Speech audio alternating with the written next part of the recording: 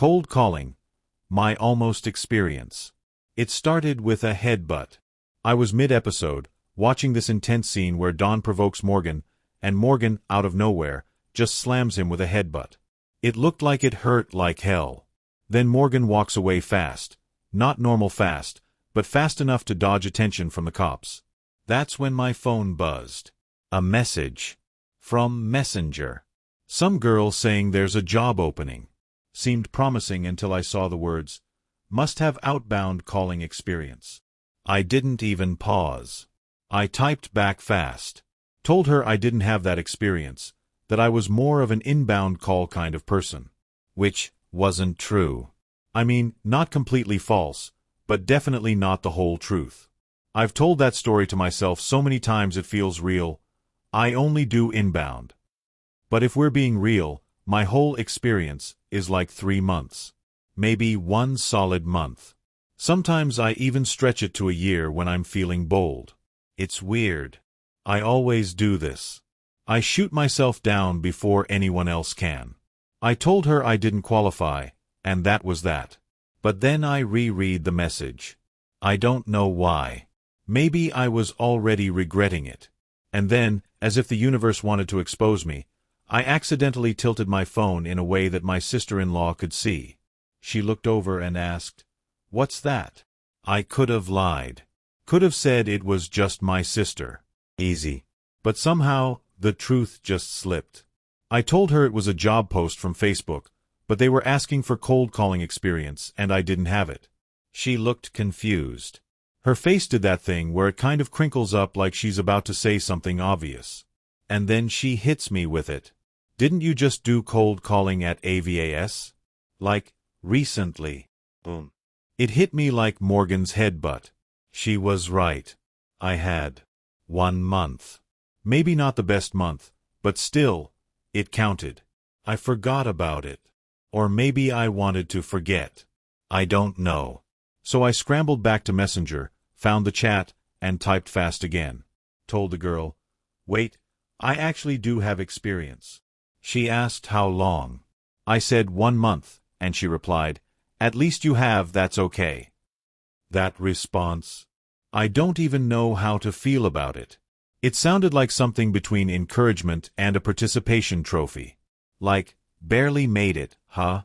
Good for you." Was it genuine? Or just polite disappointment? I couldn't tell. She sent me a link to download Microsoft Teams. Said I needed to add her there and that the next steps would happen on that platform. I did what she said. Downloaded it, added her, switched over to Teams. A bunch of messages came in, fast. The main task was a voice recording through Vocaroo. They gave a script and a sample audio. That's when the nerves started. I must have read the script like 5, maybe 10 times. Probably more. I played the sample recording over and over, trying to match the tone, the pacing, the fake enthusiasm you're supposed to have when pretending to care about someone else's truck needs. I wanted to get it right. I tried to record on my phone, but of course, it didn't work. Something about the mic permissions. I panicked for a second, then grabbed my sister-in-law's laptop, plugged in some headphones, and tried again. I recorded 8 times. 8 whole takes. Each one slightly better than the last, until I thought I had the perfect one. Hit send. Done. Went back to my show. I was watching Dexter. Lila showed up again. God, I hate her. I hate how Morgan doesn't see through her. She's toxic, like, really hot but in a dangerous way. The kind of person that feels like fire, exciting until it burns. She reminded me of KC. Same vibe. Same chaos. The way they speak, so bold and spontaneous, like nothing phases them. And yet, they mess with your head. They make you feel like you're the problem. Like you're not enough. KC used to say she wanted me, then back off the moment things got too real. Like being emotionally unavailable was a personality trait. Anyway, while I was zoning out, it hit me. There was some prompt during the Teams install, something I blindly skipped. I didn't even read it. Probably important. I opened Teams again. Boom. There it was, a message. Interview and orientation scheduled for 8:30 a.m. I fixed the settings, turned on notifications, made sure I wouldn't miss it. That morning, I heard the beeps. People joining the call, saying, "Good morning." I said it too. I'm good at pretending. I was tired, anxious, but I played the part. Fake it till you make it, right? 8:30 came. No one showed. Then a message, moved to 9. At 9, the call started. Everyone introduced themselves.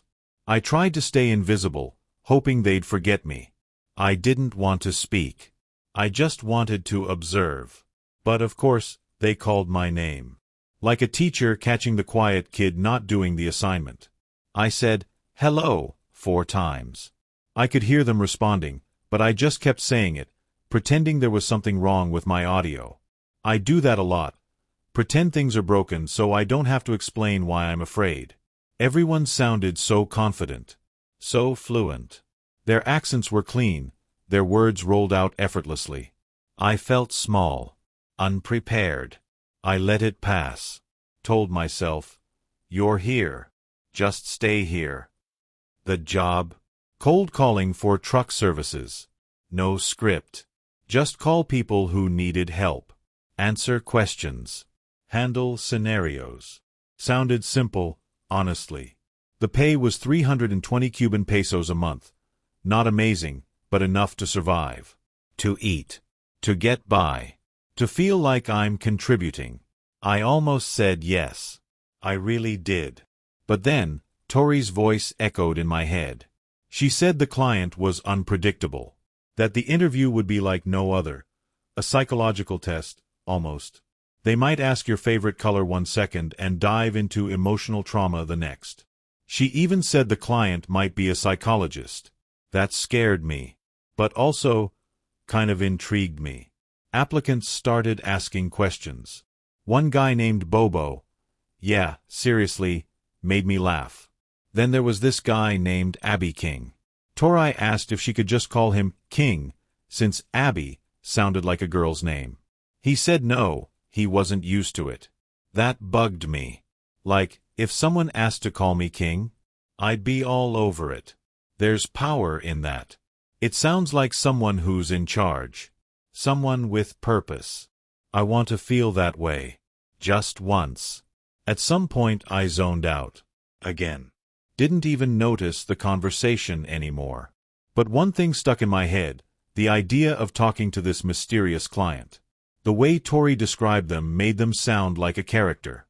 Someone unpredictable. Someone interesting. Someone you don't forget. And I wanted to meet them. Not to impress them. Not even to get the job. Just to observe.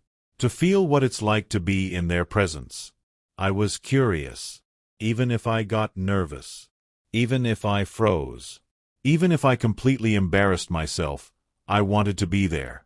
Just to see what would happen. Just to scratch that itch.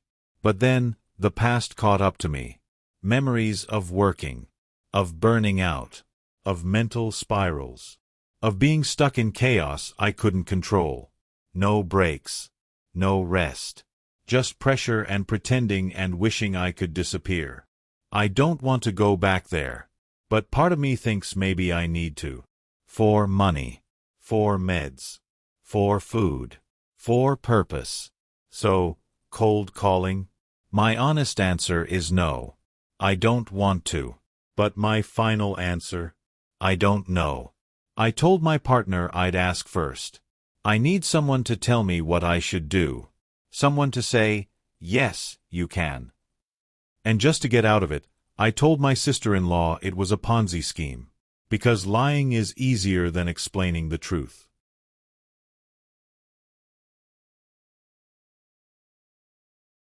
Boyfriend doesn't want to propose after 8 years, but says he'll go to the courthouse tomorrow. I'm 30F and I've been with my boyfriend, 39M, for 8 years. From the very beginning, we both said we wanted to get married one day. We've been living together for the last 4.5 years, and while we've talked about the future a lot, marriage still hasn't happened. For context, I don't want children, he's on the same page, but I do want to be married. Around the 4-year mark, I brought up getting engaged. He said it wasn't the right time, that once we're engaged, he'd want us to be married within a year, and things were just too hectic with work. I brought it up again the following year, and he gave a similar answer. The next year, we even looked at rings together. I showed him a $1,500 ring I found on Etsy that I really liked. He liked it too, and I sent him the link. I didn't set a timeline or pressure him, but he seemed hesitant and said he wanted the perfect proposal. I told him I didn't need anything elaborate. Something simple and meaningful would be perfect. Then last year, I brought it up again. This time, he said proposals were too much pressure and that he'd rather just skip that step and go straight to the wedding. I didn't totally understand why, especially since he's normally confident and not someone who gets anxious, but I respected it and started looking into wedding venues. I was getting excited.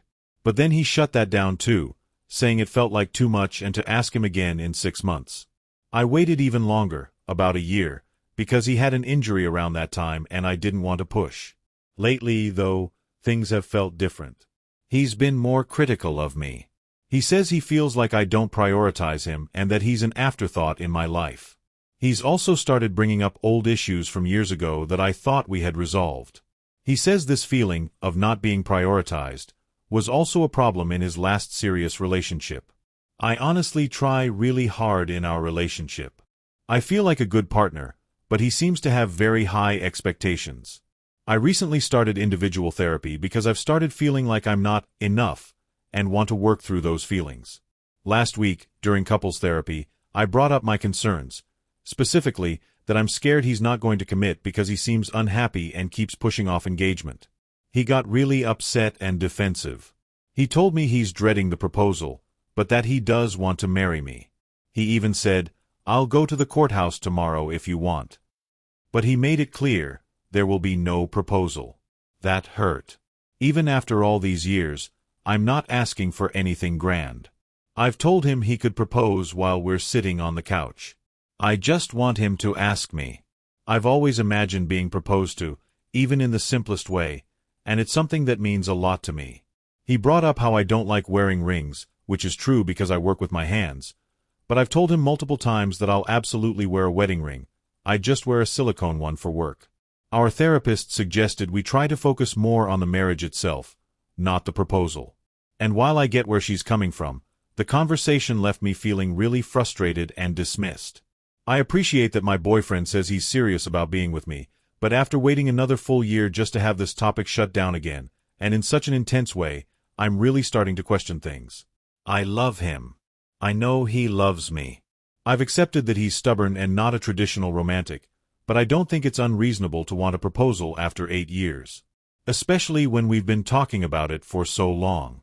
It really stings to hear that the proposal is something he's dreading. And now, even if we do go to the courthouse, it doesn't feel like something we chose together.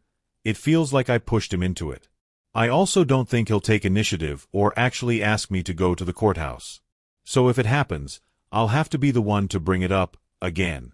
And honestly, after all of this, it doesn't feel right. I've seen posts from other couples who happily eloped or skipped the proposal altogether. I know it works for some people. But I've also seen plenty of advice warning women not to settle when their partner avoids long-term commitment for years. Some of my friends say I should just let go of the proposal idea and focus on the relationship. Others think he's on thin ice and that I should reconsider the whole relationship. I'm feeling stuck, disappointed, and unsure of what to do next. How should I proceed? Is it time to shift my mindset, or am I ignoring some deeper red flags? I would really appreciate kind and honest advice. Update. We went to the courthouse, but it wasn't what I expected. Thank you to everyone who read my original post and offered kind, thoughtful advice. I wanted to share an update, now that some time has passed. After that conversation in couples therapy, things were tense. I didn't bring up the courthouse right away because honestly, I was still hurting. The idea of marrying someone who's dreading proposing to me, even in the most low-key way, left me feeling unwanted, like a task he had to check off, not someone he was excited to spend his life with. But a few days later, he brought it up. He said, "I meant it, we can go to the courthouse if you still want to." It wasn't a romantic gesture. There was no build-up. Just a flat statement. I paused. And for the first time, I really asked myself, do I want to get married this way? Do I feel chosen, or do I just feel tolerated? Still, I said yes. We picked a date and went. The whole thing was quiet and fast. No friends, no family, just us. No photos. I didn't wear white. I didn't even wear the ring I once loved on Etsy. I didn't see the point. We said our vows, signed the papers, and that was that. Legally, I'm now his wife. Emotionally, though, I feel complicated. There was no celebration afterward. We grabbed takeout, went home, and watched TV like it was any other night. I wish I could say I felt a sense of joy or closure, but honestly, I felt numb. Almost like I'd settled for a version of marriage that didn't include me feeling seen or valued the way I'd hoped to. The truth is, I've learned a lot through this process. About him, about myself, and about how deeply we sometimes minimize our own needs just to keep the peace or move forward. I thought a proposal wasn't that important, until it didn't happen, and I realized it represented something bigger. Effort, enthusiasm, a moment of intentionality. And when it was taken off the table, something in me quietly broke. Right now, I'm sitting with that. I'm not rushing to figure everything out. We're still going to therapy. I'm still doing my own individual work. I don't regret marrying him, not exactly, but I do feel like I abandoned a piece of myself in the process. That's the part I'm trying to come to terms with. To anyone reading this who's in a similar place, unsure if your needs are too much or feeling pressure to shrink what matters to you, I just want to say, you're not unreasonable. You're not asking for fairy tales. You're asking to be considered. And that matters. Thanks again for listening. I, 20F, have regretted my relationship with my boyfriend, 20M, for almost 2 years. Should I give it more time? Serious decision. This is a complicated situation, and I've thought about it endlessly. I don't have close friends to talk to about this in real life, so I'm turning here. Apologies if this feels jumbled. I've tried my best to organize my thoughts. My boyfriend and I started talking in late fall of 2022 during our senior year of high school. We met through a mutual friend and bonded over shared interests, especially games. We went to different schools, so most of our interactions were online. I'm pretty asexual, and he's demisexual. If you don't believe in asexuality, please just move along. This post isn't for you. At the time, we were both still figuring out our sexualities. I was insecure back then, still dealing with the fallout of a previous relationship that ended without closure. I blamed myself for a long time, though I now know that X was the one who fumbled. Early in 2023, my boyfriend and I decided to have sex, partly to get clarity on our sexualities, partly because I didn't want people saying I hadn't tried. It didn't go well, but it did confirm things for me. I come from a very Christian and East Asian household where sex was never talked about, so this was a big deal. A few weeks later, he told me he kind of enjoyed it, and I started to worry that I'd accidentally manipulated him into liking me. I had pushed him with questions, and while I felt jealous thinking of him with someone else, I didn't feel the romantic spark I'd had in past relationships. To be honest, I didn't, and still don't, find him physically attractive, which for me, is different from sexual attraction. At the time, we were working together. After a shift one night, he confessed his feelings and asked me out. I told him I'd think about it and get back to him in a couple of weeks. Around then, college acceptances were rolling in. I got into my top school, but he didn't. That meant long distance, like my last painful relationship. I seriously considered breaking things off then. It would have been clean, and we could have parted without much damage. But I didn't. He's Indian, and I'm East Asian. I knew extended family probably wouldn't approve even if our parents were okay with it. My grandma told me later that year I should find someone of my own race, and honestly, growing up, I wanted that too. My cultural background and language are deeply important to me. Despite that, he would constantly shower me with love and compliments, often telling me I'm his favorite person. Those sweet moments made me feel seen, especially when I was down. But things got complicated. While I wanted to wait until I was living with someone and sure about the relationship to be sexually active, both for personal and religious reasons, he began pressuring me. It started with handjobs, and despite initially saying I wouldn't give oral sex for at least 2 years, I eventually gave in. That summer, I spent multiple days a week in a hot car doing sexual things I wasn't fully comfortable with. He always said I could say no, but when I did, he would ask again and again until I said yes. It felt like the only way to get my best friend back, to just enjoy time together like we used to. Over time, I gave in to more penetrative sex again, letting him go down on me. Each time came after a boundaries conversation that seemed to stick. Until the next time. We had those talks every couple of months. He also pressured me into sending nudes, despite me saying I didn't want to. I tried to draw a line. If he hadn't changed by our anniversary, I'd end it. That was just 6 months in, and the first time I realized I regretted ever dating him. Still, I stayed. I hoped that with time, I'd feel more attracted to him. I liked being loved. Outside of all that, he's incredibly kind, patient, and emotionally supportive. He's never yelled at me or invalidated my feelings. He's learning my mother tongue because he knows it matters to me. Now, a lot of his friends have become my acquaintances too, and I know that breaking up might cost me some of those new friendships. I'm graduating college next year, and part of me wants to just stick it out until then, to have that stability. But deep down, I know I don't want this forever. I don't see him romantically. Even though he started to respect my boundaries more recently, it still feels like the damage is done. He would love me forever if I stayed. I truly believe that. But it feels unfair to both of us. I don't want to stay with someone who deserves to be fully loved when I'm not sure I can give that. I also worry that I won't find someone better. Someone who can love me while understanding that I don't experience sexual attraction the same way most people do. I feel like a coward for not ending things, but I'm afraid. Afraid of losing the emotional safety and stability he provides. Afraid of hurting him. Afraid I'll regret it or be unhappy later. I've told him I'm unsure about everything, and he's not completely in the dark, but I haven't told him that I might be developing feelings for someone else. Someone in his broader circle, though they aren't close. That part makes me feel awful, like a terrible person. But I also can't deny it's happening. He suggested we wait until our next anniversary. If I still feel this way, we end it. But I'm not sure I want to wait that long. I don't know if this relationship is salvageable when I've been questioning it for almost 2 years. How do I move forward? What should I consider when making this decision? Update. Thank you to everyone who responded. I read your comments slowly over the past few days and let them sink in. Some were validating, some were difficult to hear, but I needed both. I ended the relationship.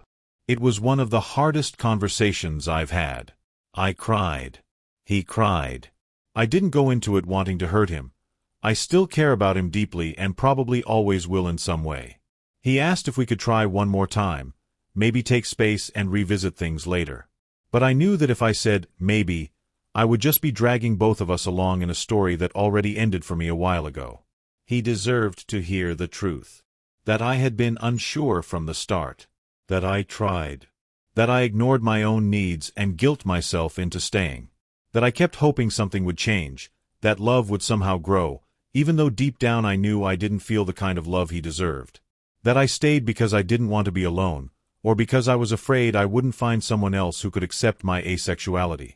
That I thought I'd feel like a bad person if I left someone who had always been kind to me. He was heartbroken, but surprisingly understanding. He told me he kind of always knew. That he had been hoping my feelings would change, too. That he wished things were different, but he didn't want to be with someone who didn't want to be with him fully. He asked for space, and I respected that. As for me, I felt a weird mix of grief and relief.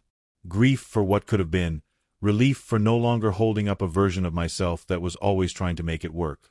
I don't regret dating him. I learned a lot. I also learned what I don't want to carry forward: pressure, guilt, emotional responsibility for someone else's happiness. I don't know what will happen with our mutual friends. Some may fade, and that will hurt, but I also know I want to surround myself with people who care about me for who I am, not just who I'm dating. And yes, I do think I have feelings for someone else. I'm not acting on them anytime soon. I need space to reconnect with myself, to feel whole again outside of a relationship. Maybe something will come of it, maybe not. For now, I'm letting myself just feel everything. Sad, proud, scared, free. To anyone who's in that space of quiet uncertainty, where you keep wondering if things will magically get better, I promise that clarity comes the moment you stop trying to fix something that doesn't feel right in your gut. You are allowed to leave something that feels almost right but not quite. You're allowed to choose yourself. My 26F husband, 41M, has cut the deepest wound yet and I can't get over it. Hi everyone. My husband used to have alcohol and substance abuse. After years of tears and begging and a lot of letdowns, I was ready to leave. As I was making a plan for mine and kids' escape, he changed overnight and all seemed okay for a while. Now, there is a new addiction, and I cannot understand if he is sublimating, but I am really getting tired of this. I work for him as a legal employee, he runs a small business, so my finances are tied to him. Recently, he has become obsessed with TikTok battles where two creators battle against each other and you send your picked creator gifts, bought with real money, so they can win. The battle lasts 5 minutes, but creators can do hours of these battles. This is my best knowledge and understanding of the battles, as I've never known of them until this issue.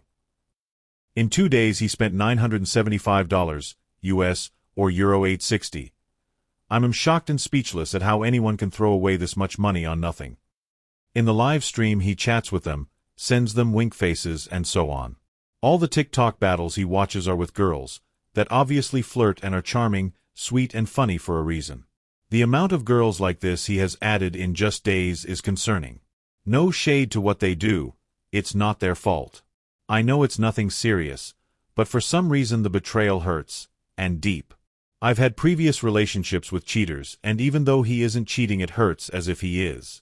For what reason would a married man and father of 2 children need to act like this, chatting to girls online and spending his money left and right? Really need some advice. If he gets over this, will there be a new addiction? How can a grown man fall to such things? P.S. I had an interview today for a job and start Wednesday.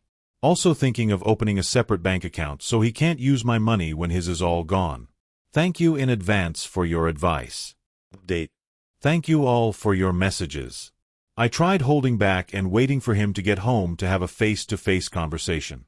However, by Monday, I hadn't slept in several days, eaten or been able to think about anything else, and for my own sake, I called him to talk.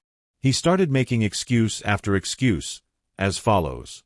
I didn't know I spent that much. I don't remember sending them winky faces. Maybe I was missing my wife. Well, it's your fault we left on bad terms / it takes two. Then he said, delete my TikTok and we move on. I said no, that changes nothing. After this I stopped listening and was pretty done with the conversation because I realized there was no accountability. When he comes back tomorrow, I will be talking to him about separating and divorcing. Thanks again. I dated both the daughter and the mom, a story I still can't believe happened. This is a story from a few years back that still makes my stomach twist every time I think about it. It's not something I'm proud of, and honestly, if I could go back, I would have handled things differently. But it happened, and this is my story. It all started during our university's freshman orientation week. I was in one faculty, and she was in accounting. We hit it off almost immediately, shared laughs, exchanged contacts, and before long, we were dating.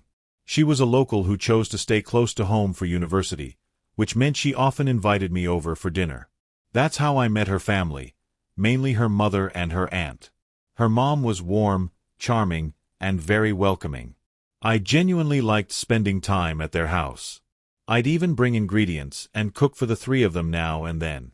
It was a fun, wholesome experience, and I started to feel like part of the family. Everything seemed perfect. But things started to unravel in our senior year. I found out she had been cheating on me with one of her professors.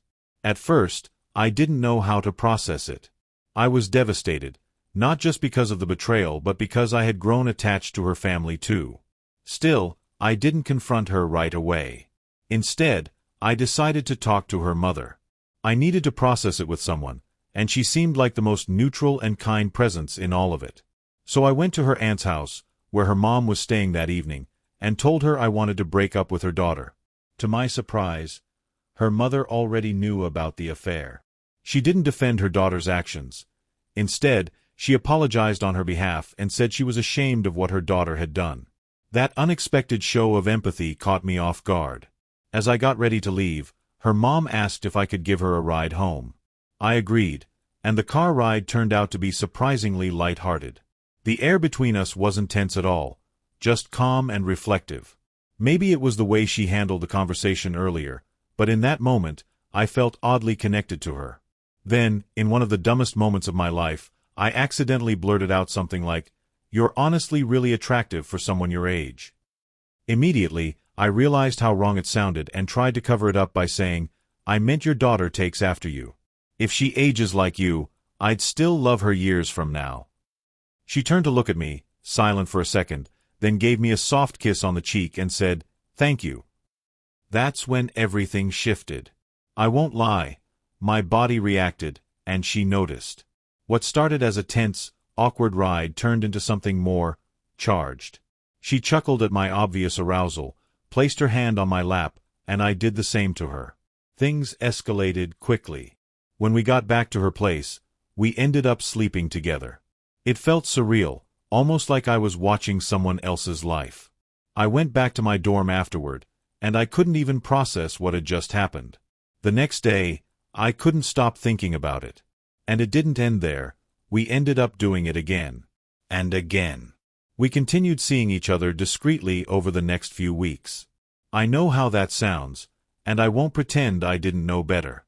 But at the time, I felt like I had been hurt so badly by her daughter that it somehow justified the chaos. Of course, deep down, I knew it didn't. Eventually, it all came out. Her daughter found out about us. She confronted me furiously and slapped me, which, honestly, I expected. I didn't fight back. Her mom stepped in and showed her daughter proof of her cheating. Messages, photos, and all. That made things even messier.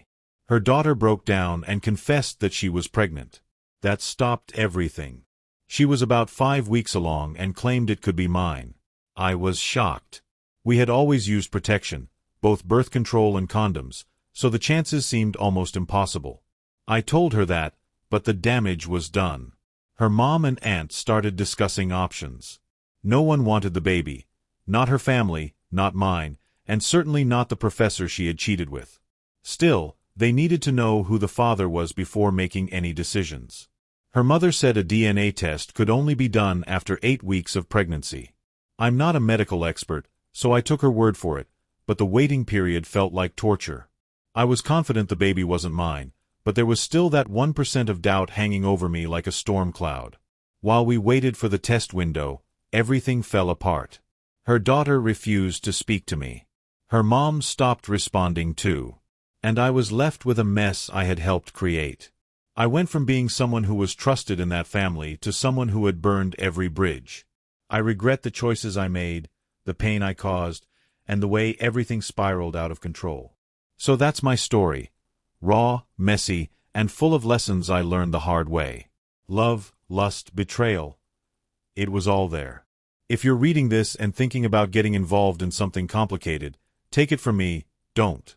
No matter how good it might feel in the moment, it's never worth the long-term damage it can cause.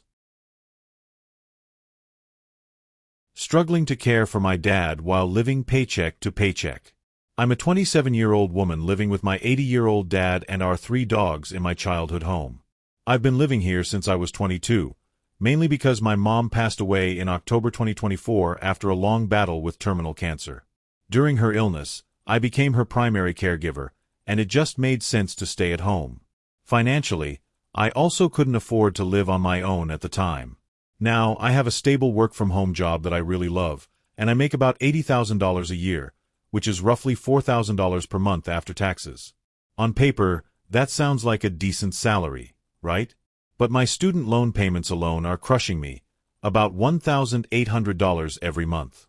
That's after refinancing too. Of that, $1,400 is private loans, and the rest are federal loans.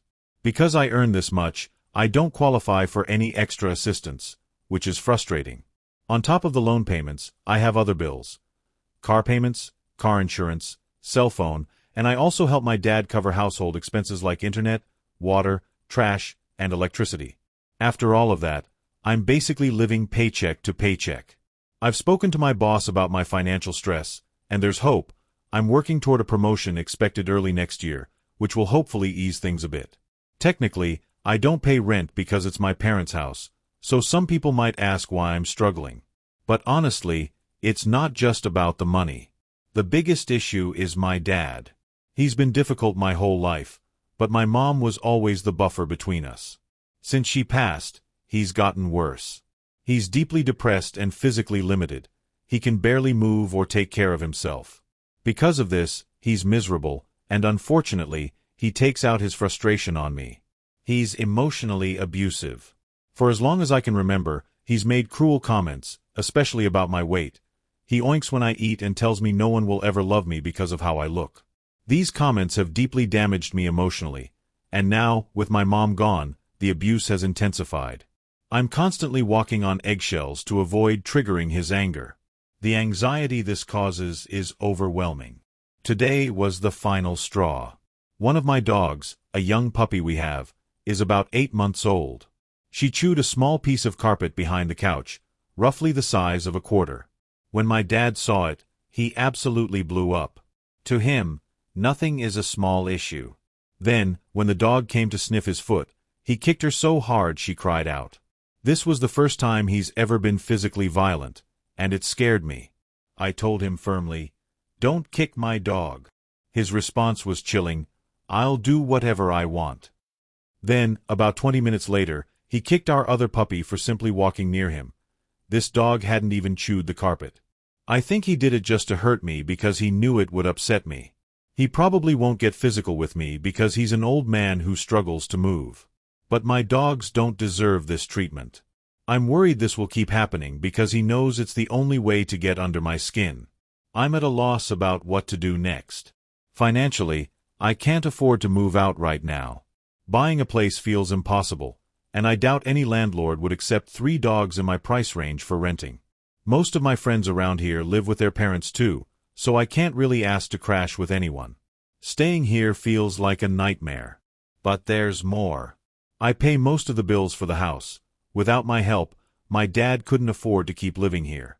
He doesn't even have a car, and he uses mine when he needs to go anywhere. I also handle cooking, cleaning, and basically everything around the house because he can't do it himself. The guilt is overwhelming.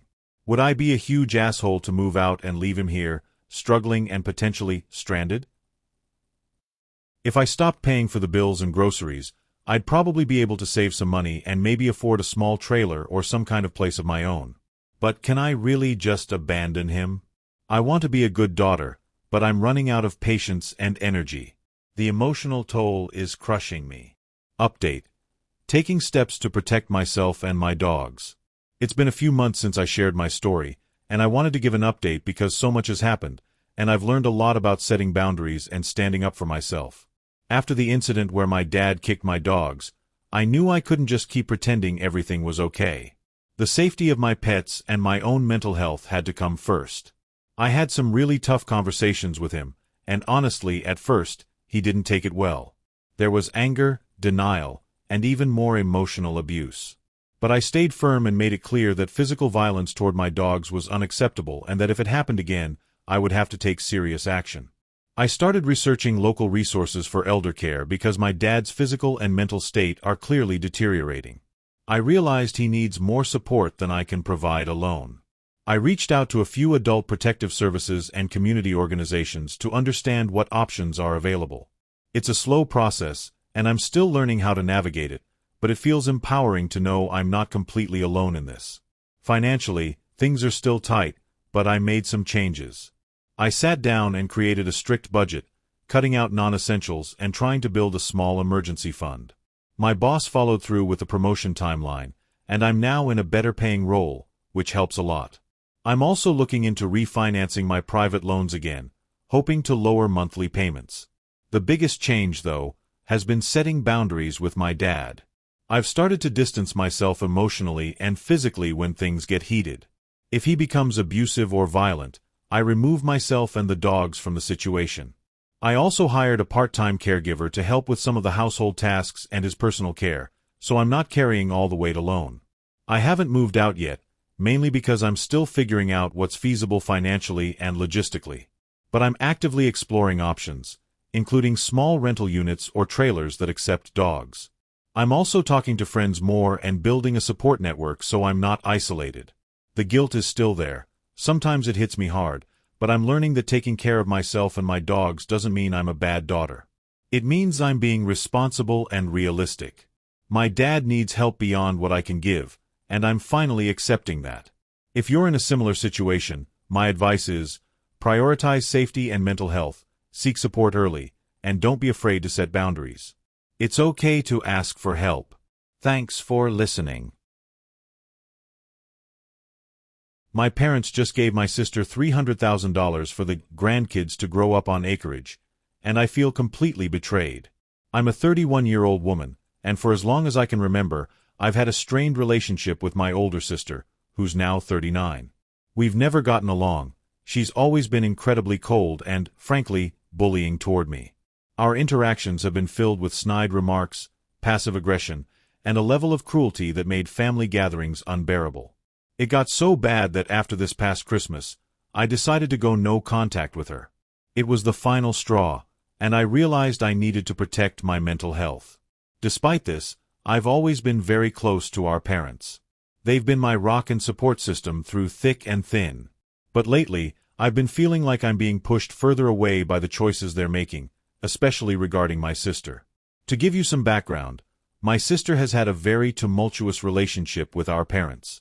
For years, she was quite distant and even hostile towards them. She refused to have much contact and seemed to reject the idea of family altogether. It was painful for everyone, but the one thing that seemed to soften her was her desire to have children. She struggled to conceive naturally, which was heartbreaking for her and our parents. Our parents, especially our mom and grandparents, stepped up to support her financially and emotionally during this time. They gave her around $30,000 to help with IVF treatments. At first, this didn't bother me because my parents have always helped me out when I needed it too, whether it was paying a bill or lending money for emergencies. Family helps family, right? After a long struggle, my sister finally had a boy through IVF. Then, to everyone's surprise, she got pregnant naturally and had a second boy about a year later. Suddenly, my sister needed our mom around the clock. My mom became almost a live-in nanny, taking care of my nephews 24/7. The painful irony is that my sister, despite needing so much help, continued to treat our mom terribly. She was demanding, cold, and ungrateful, practically making her do all the heavy lifting without any appreciation. It broke my heart to see my mom treated like a servant in her own home. Then came the bigger issue. Our parents had 2 houses, and not long ago, they sold one of them.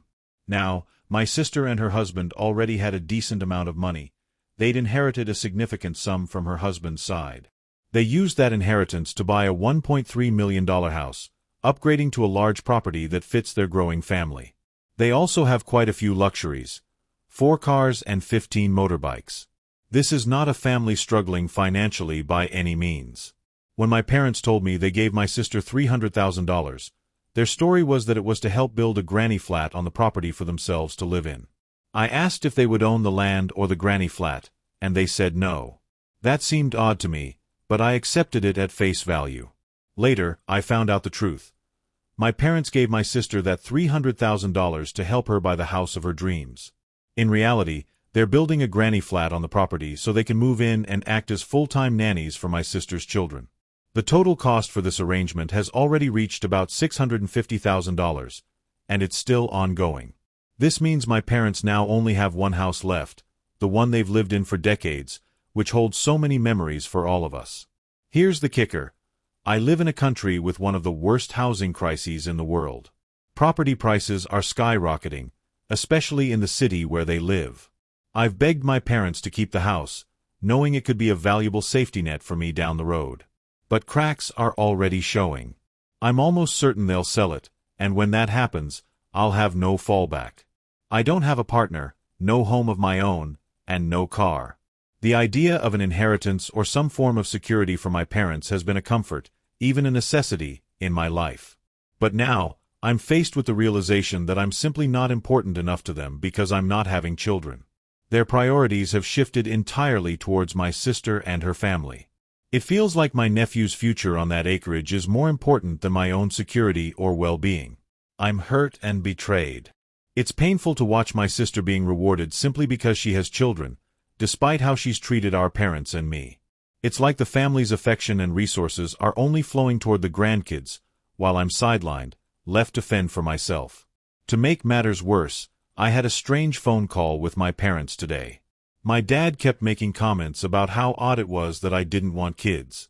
In the same breath, they said they weren't sure they wanted to keep the remaining property. The subtext was clear: because I don't have kids, they don't see the value in supporting me the same way anymore. I don't understand it. I've always been close to my parents. I've cared deeply about them and supported them emotionally. And yet, now I feel like an afterthought. I don't know if I'm being spoiled or entitled for feeling this way, but I'm seriously considering going no contact with everyone. My sister and even my parents. I feel like if they can so casually disregard my future, they don't truly care about me. Why are my nephews more important than their own daughter? Why am I the one being cast aside? This family dynamic has torn me apart. I'm struggling to find my place, to figure out where I fit in when it feels like the people who should love me unconditionally are valuing me only insofar as I produce grandchildren. I don't know what to do next. How do I cope with feeling so betrayed? How do I protect myself emotionally and financially when the people I thought I could rely on have chosen sides so clearly? Has anyone else experienced this kind of family divide, where having kids suddenly changes your entire standing with your parents? If you've read this far, thank you. I just needed to get this off my chest because the weight of it all is suffocating. Almost 30, neurodivergent, overwhelmed. Breakup, moving, and becoming a better me. What should I do? Hi everyone. I'm almost 30 years old and I'm neurodivergent. Right now, I'm living at home in upstate New York, somewhere between the Hudson Valley, Catskills, and Albany area. It's a beautiful region, and I'm lucky to be close to nature, but I'm feeling really stuck and overwhelmed with a lot of major life decisions. I'm a creative person. I do various odd jobs and freelance gigs, some writing, some design, a little bit of everything, but I don't have a steady 9-to-5 job. I've managed to save a bit of money over the years, about $30,000, which I'm proud of. But when I think about the future, I feel lost and anxious. I don't know where to go next or how to move forward in a way that feels right for me. There are 3 big things I'm wrestling with right now: the emotional aftermath of a breakup, a major decision about whether to move or stay where I am, and the bigger ongoing challenge of figuring out who I want to be and what kind of life I want to build. 1. Breakup confusion and emotional aftermath. The breakup I went through was my first serious relationship, and it has left me feeling really raw and confused. We dated for about a year, and recently ended a 30-day no-contact period that I imposed on myself to try to heal and gain some clarity. Meeting her was a bit like fate. We connected during some of the lowest points in our lives. I gave a lot to that relationship, even when things weren't great. I put up with dishonesty and, heartbreakingly, her cheating. Despite that, I stayed because I cared deeply for her, and I believed we could work through things. In the end, she broke up with me saying she didn't want to keep hurting me. But then, she moved on quickly, and that stings deeply. I think about her all the time, and it's hard to shake those feelings. Part of me wants her back, to go back to the inside jokes, the way we connected, her talents, and the times we were happy. But another part of me knows I want someone who won't require me to constantly fight just to feel okay. We had talked about long-term plans, living together, maybe starting a family someday. But now, I'm not even sure if I want kids at all. And she did. That was always a sticking point. Maybe it was a sign that we weren't meant to be, but it's still tough to accept. I feel stuck in this what-if limbo, stuck between holding on to memories and knowing I need to let go. The emotional baggage between us was heavy. I don't want to be someone's emotional punching bag anymore. But moving on feels like a mountain I don't know if I'm ready to climb yet. 2. Parents moving plus the big location and life decision. Adding to my emotional turmoil is the fact that my parents are planning to move to the Washington, D.C. area. This is huge because I've always lived with them, and the idea of staying behind or moving with them feels like a fork in the road I'm not sure how to navigate. Upstate New York is familiar territory for me.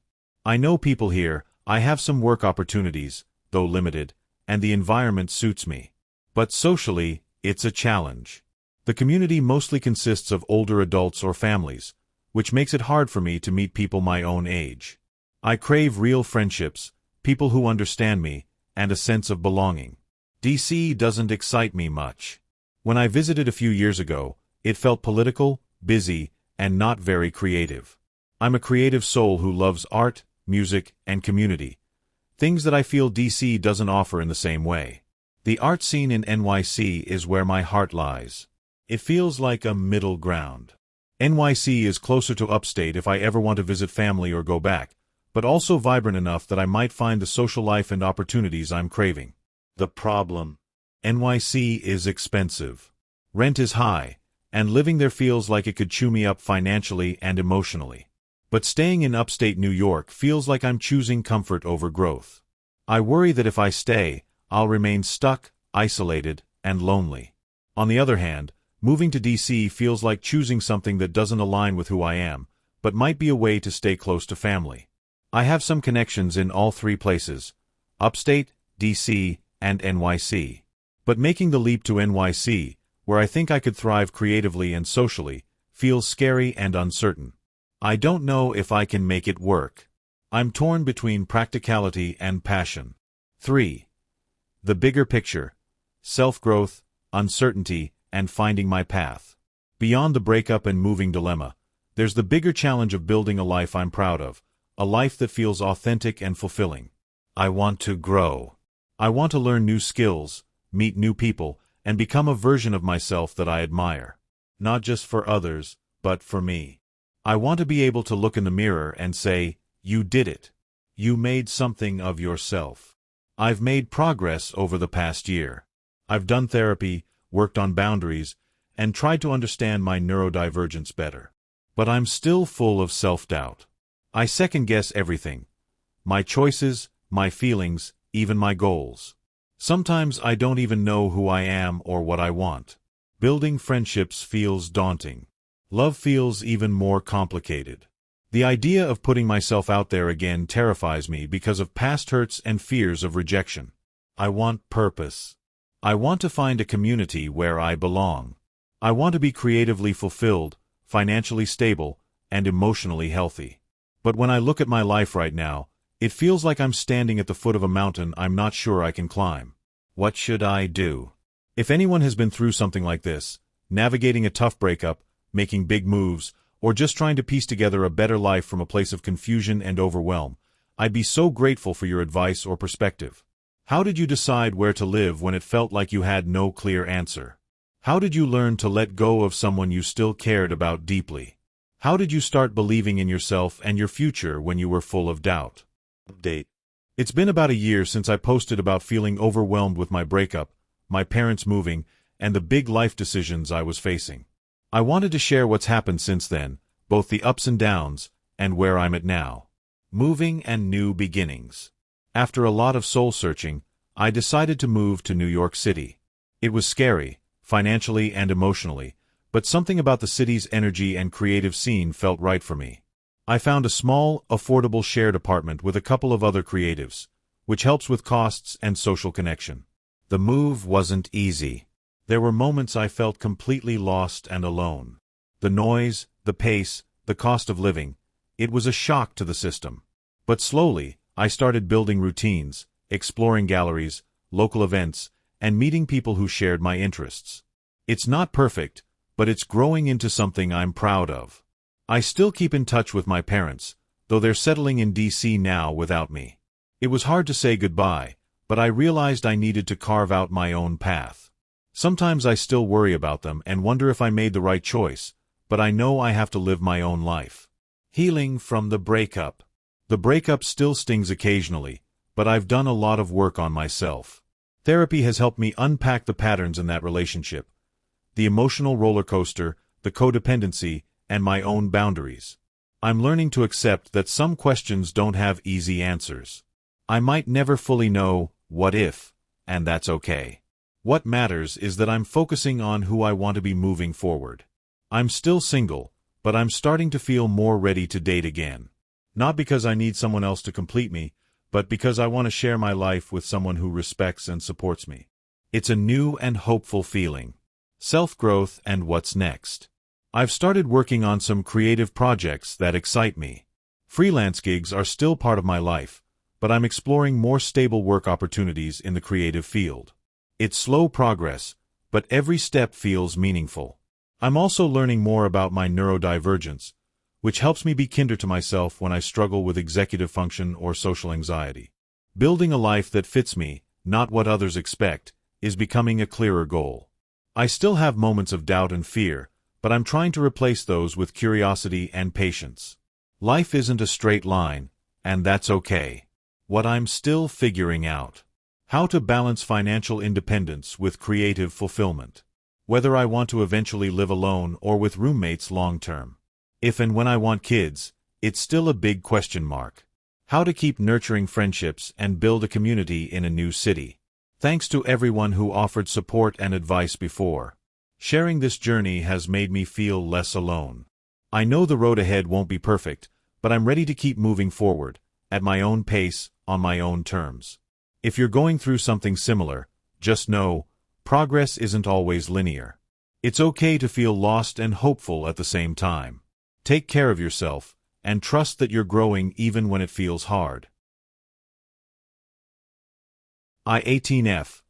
Hooked up with a guy 18M, my best friend 18F, was talking to, and now I'm lost, need advice. This whole situation has me feeling like absolute crap, and I really don't know how to handle it. I've been beating myself up non-stop and just want some perspective on how to move forward because my best friend means the world to me, and I don't want to lose her. Some background first. I'm 18F, and this guy, let's call him Jay, I've known since we were toddlers. Seriously, we've been around each other since we were like 4 years old. Over time, especially since freshman year of high school, I developed a crush on him. It was nothing huge at first, but as I grew more confident about myself, I started thinking maybe there was something there between us. We started talking more, and honestly, I thought he might be sending me some signals. Then, out of nowhere, I find out my best friend, M, also 18F, was talking to him. M and I have been inseparable for years, so I didn't want to create any drama or hurt her feelings by acting on my crush. From what I know, M and J talked for about 2 weeks, but then they started drifting apart because J kissed another girl. That was a major red flag for me about how serious or not he was about anyone. So, last night there was a small party with our group of friends. M had to leave early, but the rest of us stayed over at the house. Earlier in the night, Jay was kind of cozying back up to M, and honestly, that made me feel jealous, but I tried my best to stay supportive and not make it weird. The weird thing is M kissed 2 other guys that same night and has been talking to a couple of other guys too, so things were kind of all over the place. I was trying to stay out of the drama and keep my distance, but inside I was feeling so confused and hurt. Later on, Jay came to me asking for advice about everything. Him, M, the other girls, the drama. We ended up getting really clingy with each other, talking for hours. Since all the bedrooms were full and there were 2 guys on the couch, we squeezed into a corner of the couch together. We were drunk, close, and talking until around 5 a.m. Things escalated, and we went into the bathroom. That's when I sobered up and realized I was making a mistake. I stopped anything from happening. We left the bathroom and just laid together on the couch for a while, and we promised not to tell anyone. Honestly, I feel like the worst person alive. My friendship with M is everything to me, and I never wanted to hurt her. But at the same time, I really like Jay, and it just all got way out of hand. I'm stuck trying to decide if I should tell M what happened or just cut Jay off and pretend none of it happened. I'm scared of losing her, but I also don't want to lie to her or keep secrets. I keep going back and forth between protecting my friendship and trying to figure out my own feelings. It's so overwhelming. Update: I told her. I decided to be honest and tell M what happened. I was bracing myself for her to be angry or to shut me out, but she surprised me. She said she appreciated me telling her instead of keeping it from her. Her exact words were, "Game is game." She told me I was wrong and that I shouldn't do it again, but then also said I should pursue Jay if I liked him. Honestly, I think she was just trying to be nice and is probably still really hurt. She also told me that the guy she kissed last night said he loves her and that she's committed to him now, so I think she's trying to move on from Jay. What I'm doing now. I've decided to cut Jay off for the most part. I texted him to tell him what I told Em, so he knows I'm being upfront. My main focus now is trying to rebuild my friendship with Em. I know it's going to take time, and I don't expect things to be okay overnight. I want to be patient, give her space when she needs it, and slowly rebuild trust. Am I wrong for calling the school board after the principal said my daughter couldn't walk in graduation? I, 49F, am writing this while sitting on the bathroom floor next to my daughter, who is currently curled up in a blanket after being sick all night. This might be long, but I'd really appreciate some outside perspective because I'm stuck between feeling like a mama bear and wondering if I'm just being that parent.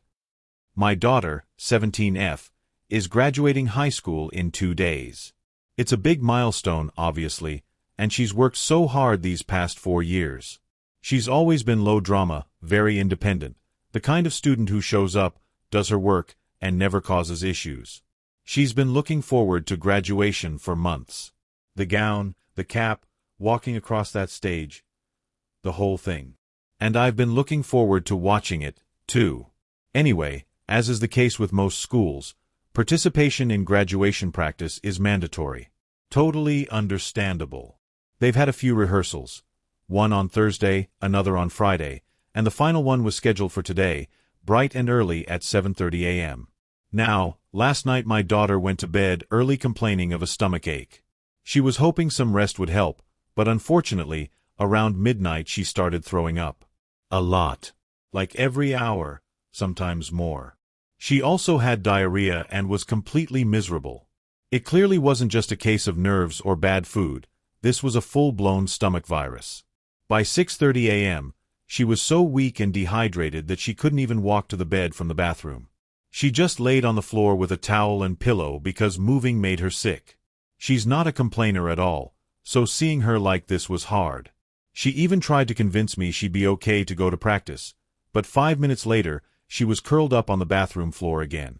I called the school principal around 7 a.m. to explain what was going on and that she'd have to miss the final graduation practice. His response: "You'll need to drop off a doctor's note or she absolutely cannot walk on Wednesday." That kind of stunned me. I tried to be polite and said I understood policies were in place, but she's very clearly sick, and this isn't something she could have prevented. He said something along the lines of, "I've had too many parents try to get their kids out of practice, so I have to enforce this equally." I get that. I really do. But this isn't someone just trying to skip. It's not like she went to the beach or slept through her alarm. She's on the literal bathroom floor with a stomach virus. I explained that I didn't see the point in dragging her to a doctor's appointment just to get a note. She doesn't need medication, there's no treatment, and most stomach bugs clear up in 24 to 48 hours. I even called her doctor to ask if they could provide a note based on my description of symptoms. They said no, they'd need to see her in person, which I completely understand on their end. But again, dragging my pale, exhausted, nauseous daughter to an urgent care to sit in a waiting room full of other sick people, just to get a paper that says, "Yep, she's sick," felt absolutely ridiculous. I wasn't willing to make this the doctor's problem when I knew what was going on. Here's where I might have crossed a line. I called a friend of a friend who sits on the school board. I've never used that connection before, and I hate the idea of being that parent who pulls strings. But I was desperate. I explained what was going on, how she had perfect attendance, had attended the other 2 practices, and was genuinely too sick to show up for the last one. They said they'd look into it and get back to me. A little while later, I got a call saying someone, possibly the superintendent, would be reaching out. Meanwhile, my daughter was still on the bathroom floor and had texted me asking if she was allowed to skip practice or if she had to somehow force herself there. I told her I was working on it, and when I explained what I'd done, calling the board member, she got visibly upset. She started crying, like full-on tears, and said she didn't want to be the girl whose mom got the principal in trouble. I told her that's not what this is about and that I wasn't trying to stir up drama, but she was clearly embarrassed. She's always been the type of kid who flies under the radar, doesn't want to rock the boat, and avoids attention at all costs. Even when she's hurting, she'll quietly push through instead of asking for help. But I know she wants to walk. She was crying not just because she was embarrassed, but because she thought she'd missed the ceremony. And that broke me. This isn't about a missed day of school or detention. It's a once-in-a-lifetime milestone. I couldn't just sit there and do nothing. I started doubting myself, though. Was I making this about me? Am I projecting my heartbreak onto her? I mean, I'm proud of her. I want to see her walk across that stage. But maybe I overstepped. Maybe I should have just let it go and dealt with the fallout quietly. She's still so sick and clearly feeling overwhelmed, and I hate that I might have added to that by escalating things. I've literally never called the school to complain about anything. I've been that parent who just rolls with the rules, even when I don't agree. But this felt different. Update. While I was trying to figure out if there was a telehealth option, which my daughter's doctor unfortunately doesn't offer, I got a call from the superintendent. He was very kind and professional. He told me that my daughter would be allowed to walk at graduation. He also explained that the principal was just doing his job and trying to be consistent with the policy. I told him I completely understood and that I wasn't trying to villainize anyone. I just wanted to advocate for my daughter. He appreciated that and reassured me that this wouldn't be a big deal. No one's losing their job over this. It's not turning into a scandal. My daughter can walk. End of story. I went back and talked to her again. She's still sick, still tired, but when I told her she was cleared to walk, she actually smiled, then cried again. This time, it was relief. She said she was glad I handled it and admitted she was just scared of becoming the subject of hallway gossip or someone's TikTok. So yeah, everything is fine now. It's resolved. But I'm still left wondering, was I the asshole here? Should I have pushed back like I did? Was it wrong to involve the school board instead of just taking her to the doctor and forcing the issue that way? For what it's worth, I do understand the importance of being fair and consistent. If you start making exceptions for one student, others will push back. I get it. But this wasn't about trying to game the system. She was really sick. She never causes trouble. She showed up for the other rehearsals. And this policy, while well-intentioned, doesn't really account for situations where someone is genuinely too ill to attend. I feel better now that she can walk, but I also feel like maybe I steamrolled the process a little. Just trying to do right by my kid. Thanks to anyone who read all this. I know it's a wall of text. I'm open to hearing your thoughts, even if they're critical. Girlfriend of 2.5 years has become obsessed with the idea of having a baby. Send help? Rant. I, 20 AMAB non-binary, and my girlfriend, 19F, have been dating for the last 2.5 years. It's honestly been amazing, and it's been the best relationship that either of us has ever had. She deals with a lot of trauma in her day-to-day life, having CPTSD, OCD, and did from her less than ideal childhood. We're both autistic and as such are able to meet each other's needs and understand each other very well. Honestly, it's super refreshing having someone by your side that understands you in that way, and is able to accommodate your needs and vice versa. I would go as far as to say that we are in love with each other, even though we are both still young all things considered. Ever since the start of our relationship, I've been very upfront about not wanting kids. It has never been appealing to me, and the amount of time, effort, money, and responsibility that goes into raising small human being for 20 years is way too much for Maine. No fucking thank you. My girlfriend agreed with me on this for a while, especially since she also suffered from some pretty intense obsessive thoughts and fears about pregnancy due to her ODC and trauma. It got especially bad while I was on vacation to spend Christmas with my family, when she ended up missing her period for a solid 2 weeks. She began obsessing over every single symptom she may have, horribly anxious that any small sign may mean that she was pregnant. Normally I'm the voice of reason when confronting her obsessions, and we're both extremely safe during sex, condoms, birth control, the whole 9 yards. However, her constant anxiety began to cause anxiety in myself as well, especially because I was over 1,000 miles away from her because of my vacation. I began to stress the fuck out about this, Because what would it mean if she was actually pregnant? What would that look like? What if she wasn't able to abort? We'd both have to leave college. Stop any and all schooling to take care of a child that wasn't planned for in the slightest. Thankfully, I finally convinced my girlfriend to take a pregnancy test, and the day before she was about to take it, her period started. She took it anyways afterwards, and it came back negative just to be sure. I was so relieved. So utterly relieved. I was too young to have to deal with the stress of a pregnant girlfriend and a baby, and frankly she was too. And thank the fucking gods it was just a scare. Although, her health problems that cause these late periods are a cause for concern on their own. The weird part is when we talked about the whole experience after the fact. She told me that she was conflicted, and that some part of herself wanted to be pregnant. I was stunned. So much worry and anxiety and fear over being pregnant, and some part of you feels upset that you weren't pregnant after all? Huh? She talked about how bringing a child into the world would allow her to give it the childhood and care that she never had growing up, and how it could be very healing. I understood where she was coming from, and assumed that it was more of a thought experiment than her actual feelings. Months later, and I mentioned that I want to get a vasectomy, which is when the trouble really starts. She hesitantly agrees with me, but seems conflicted. It's clear that she isn't telling me something, but I decide to allow her to approach me whenever she is ready to. She never does, and eventually I have to initiate the conversation and talk to her. My worst fears are confirmed here. She's told me that she wants a baby at some point in the future, but is fine not having one if it means staying with you. That's all well and good, but a part of me doesn't believe that she will be fine with just not having one, especially after earlier this week when she told me she had multiple dreams in a row about having a child with me. She even told me that we could have a baby in the future and I could just not help her raise it. She straight up proposed that we could live in separate apartments and she would live with the baby and I would live separately and she would take care of it. What? That arrangement would not be functional or healthy, and I absolutely would not want to be a deadbeat parent just so my girlfriend could raise a child on her own.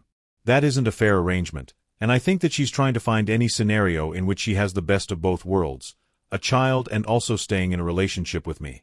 The idea of breaking up with her has floated in my brain, but I honestly don't want to. She may have her flaws and her struggles, but they aren't her fault, and I really do love and care about her so much. I know that I mean a lot to her, and it wouldn't feel right to just abandon her. But at the same time, I'm not sure if a relationship between us will be sustainable if she wants a child this damn badly while also telling me that she would be fine without one.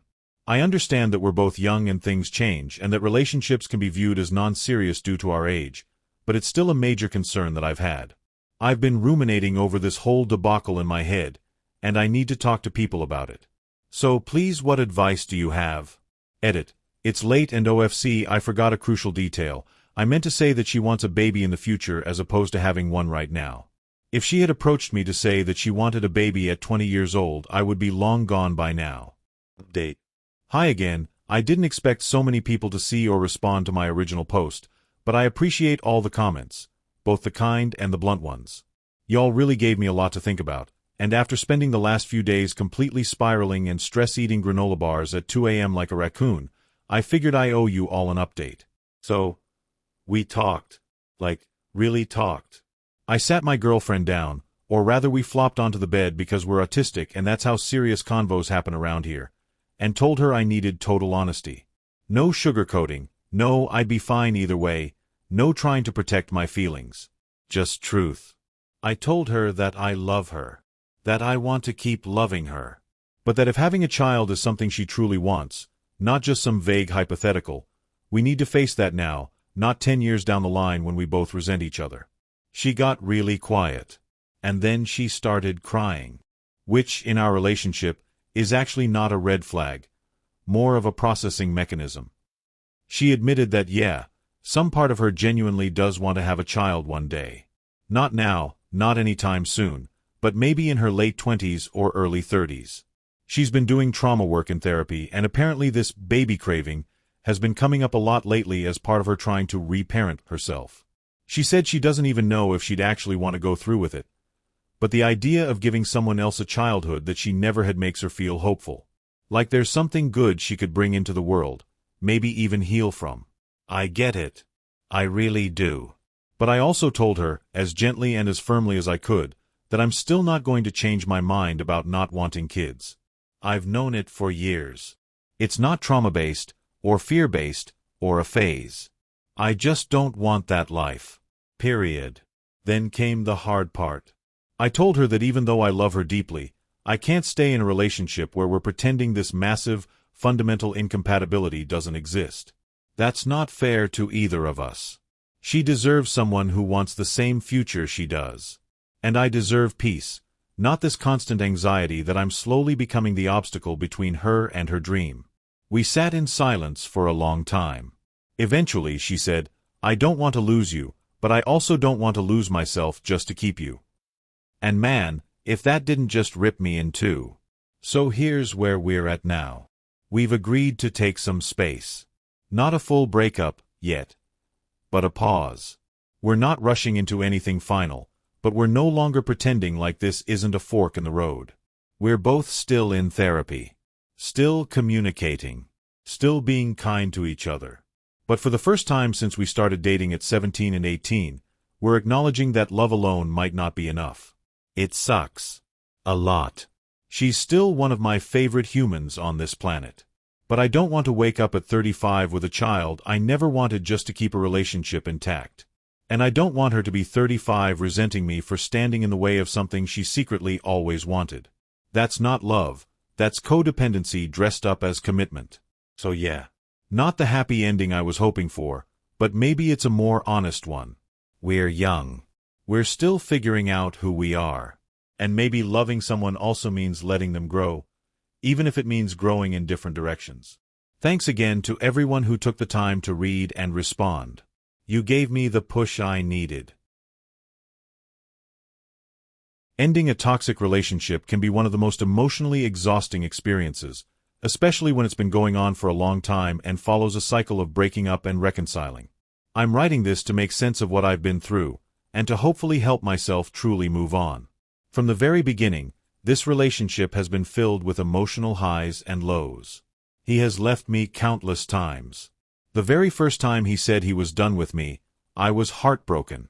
But he always came back. Every time I questioned his behavior or tried to talk about why he was acting distant, he would dismiss me as being overdramatic. I do have anxious tendencies, which I never really accepted until I briefly dated someone else. That relationship helped me see how uncomfortable I become when someone doesn't respond to me. It made me more aware of how much I rely on communication and consistency. So when my ex came back into my life again, I promised myself I would be calmer. I wanted to be better, to not let my anxiety drive me. But even with this more relaxed approach, things didn't improve. Our emotional bond was no longer there, although our physical intimacy remained strong. It felt like the passion was still alive, but the connection that once tethered us together was fraying. We tried to fix things. I asked for space, and he gave it to me, a lot of it.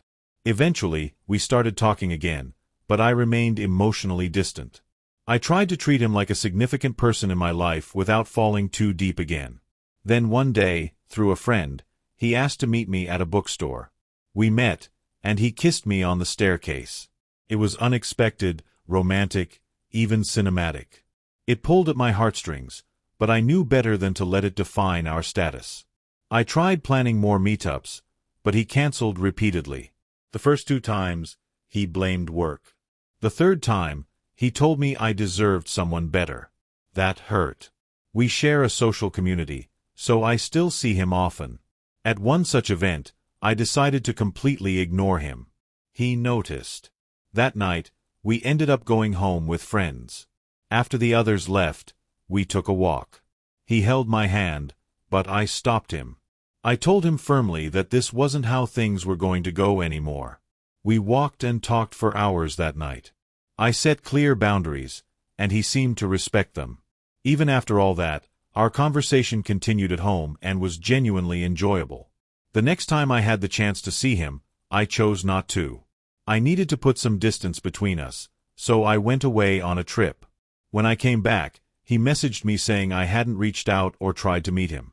I told him we could talk on Sunday. He agreed. I wasn't feeling great about it, though. We talked a bit. I shared some highlights of my trip. He responded by mocking my music taste.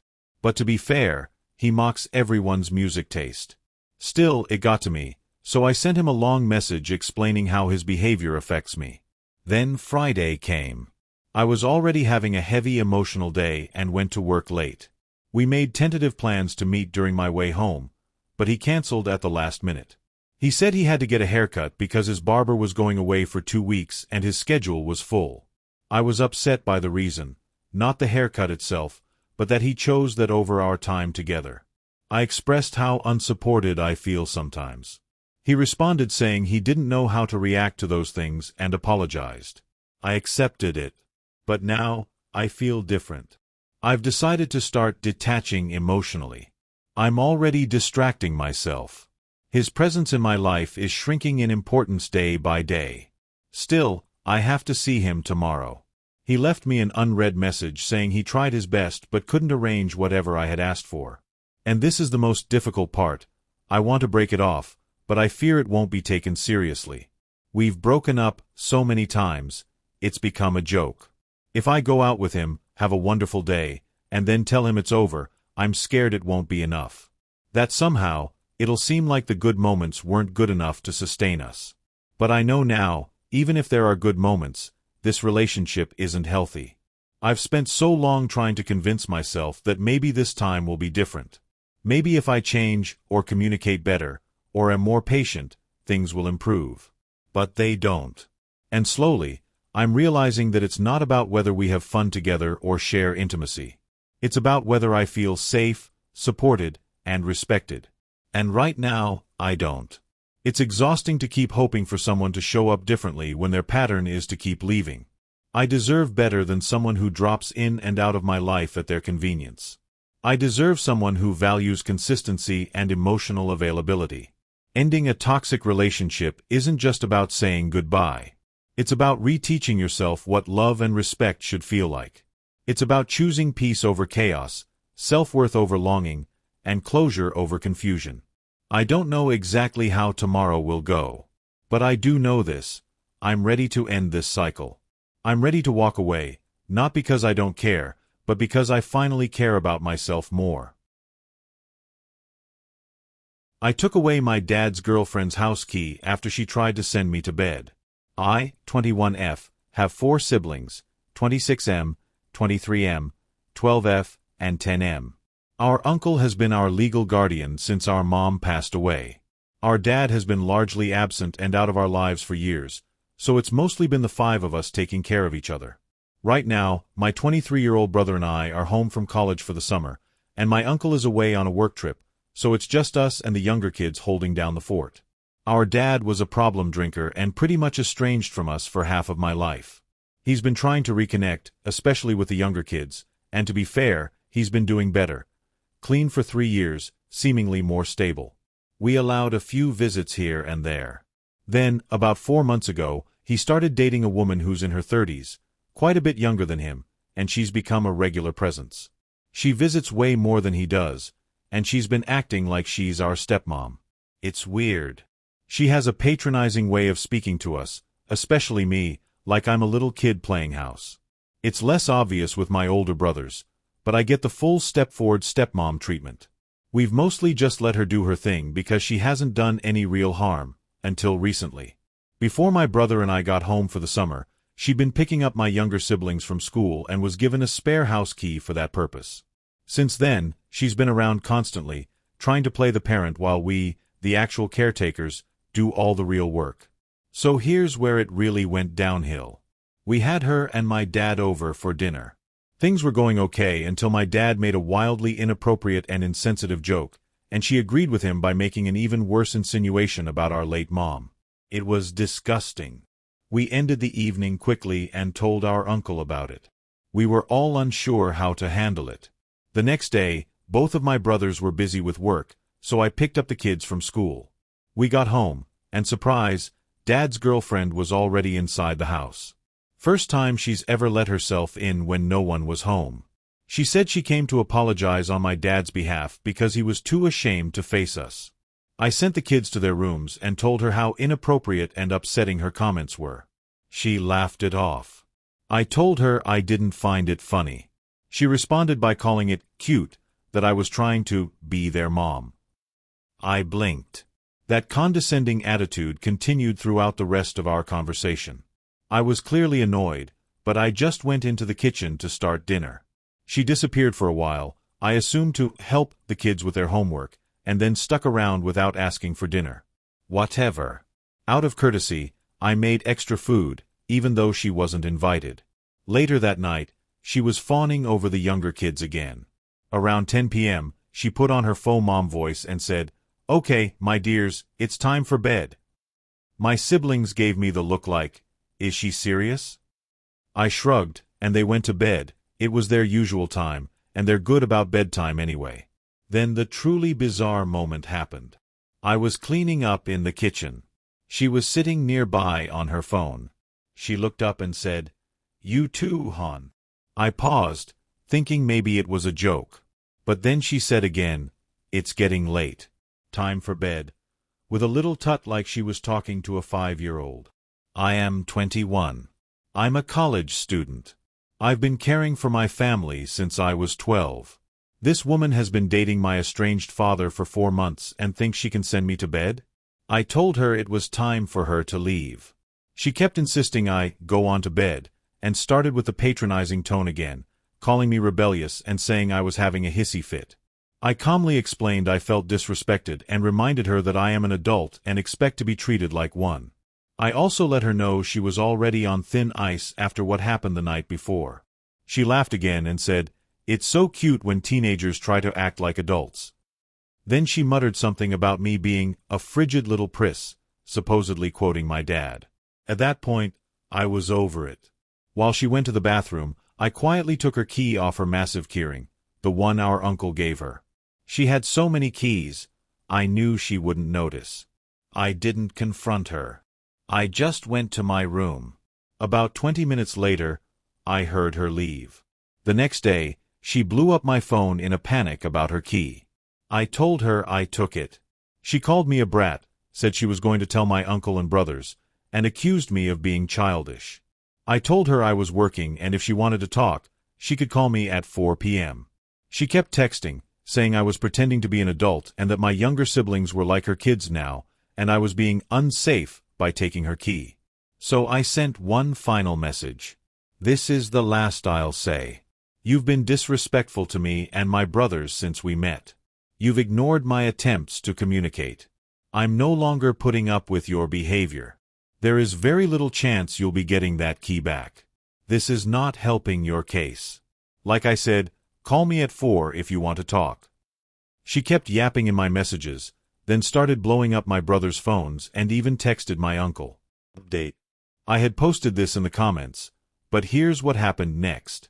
My uncle called and said while laughing, "What's this she's saying about you stealing her keys and kicking her out?" He trusts me and knows I'm level-headed. I told him, "Yeah, she tried to put me to bed and called me a priss," and he lost it laughing. My brothers were the same. "Wow, I'm surprised you didn't knock her out," one of them said. They knew she was a little weird but never thought she'd go that far.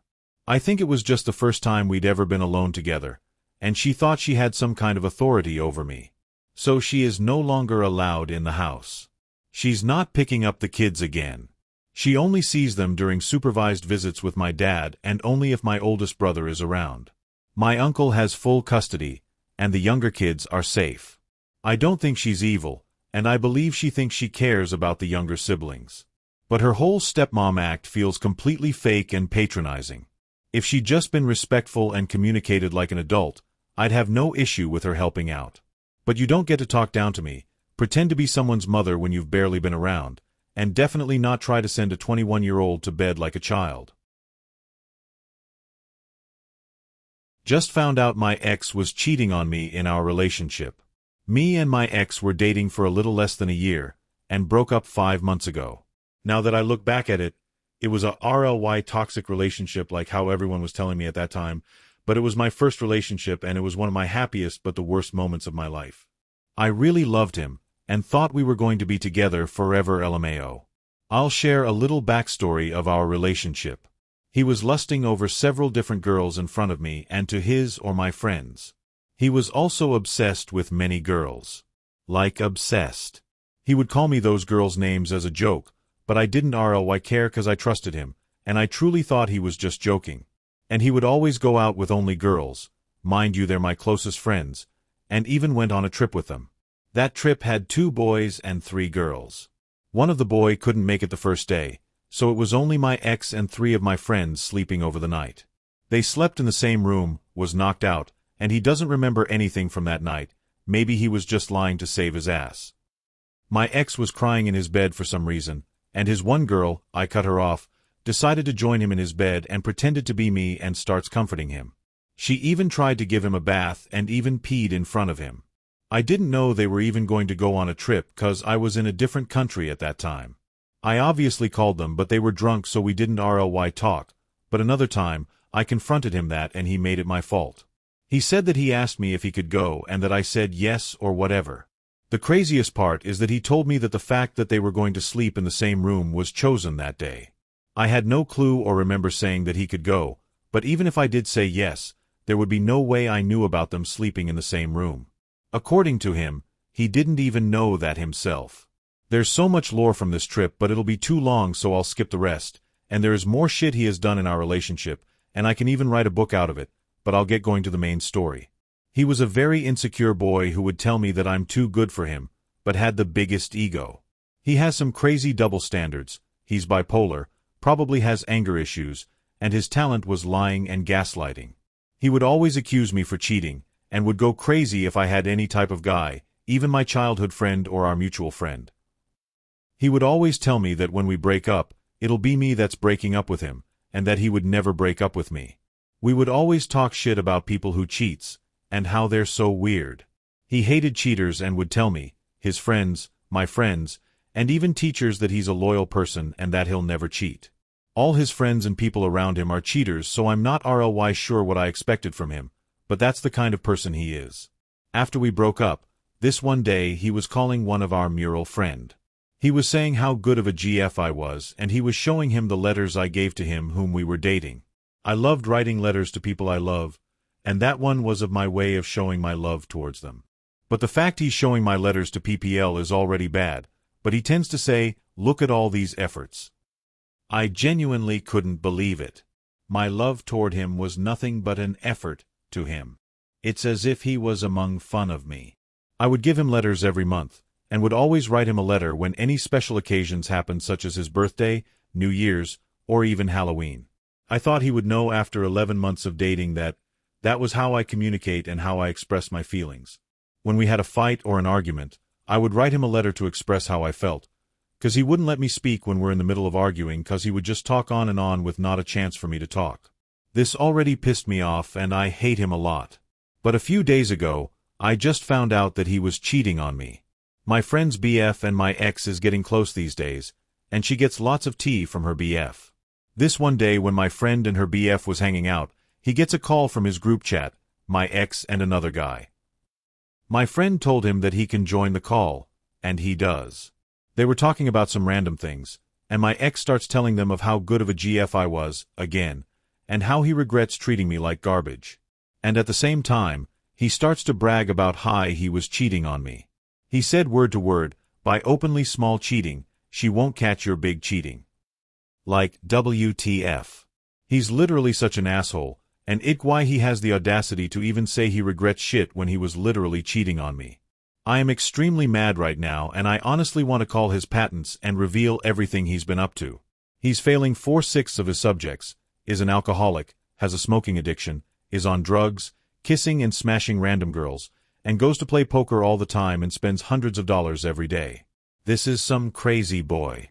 He's an alcoholic, smoke addict, drug addict, gambler, a failure, a liar, a gaslighter, a childish miserable ugly-ass man whore, and a cheater at the age of 16. And his parents know nothing about any of this. I know we've already broke up, and it might seem childish of me to go crazy when we're not even dating.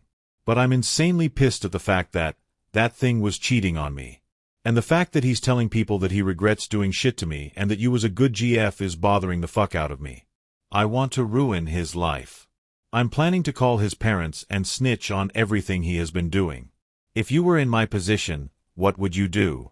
Do you think calling his parents is a good idea? Or do you think him being overdramatic about something that happened in the past? I deadass want to make his life a living hell.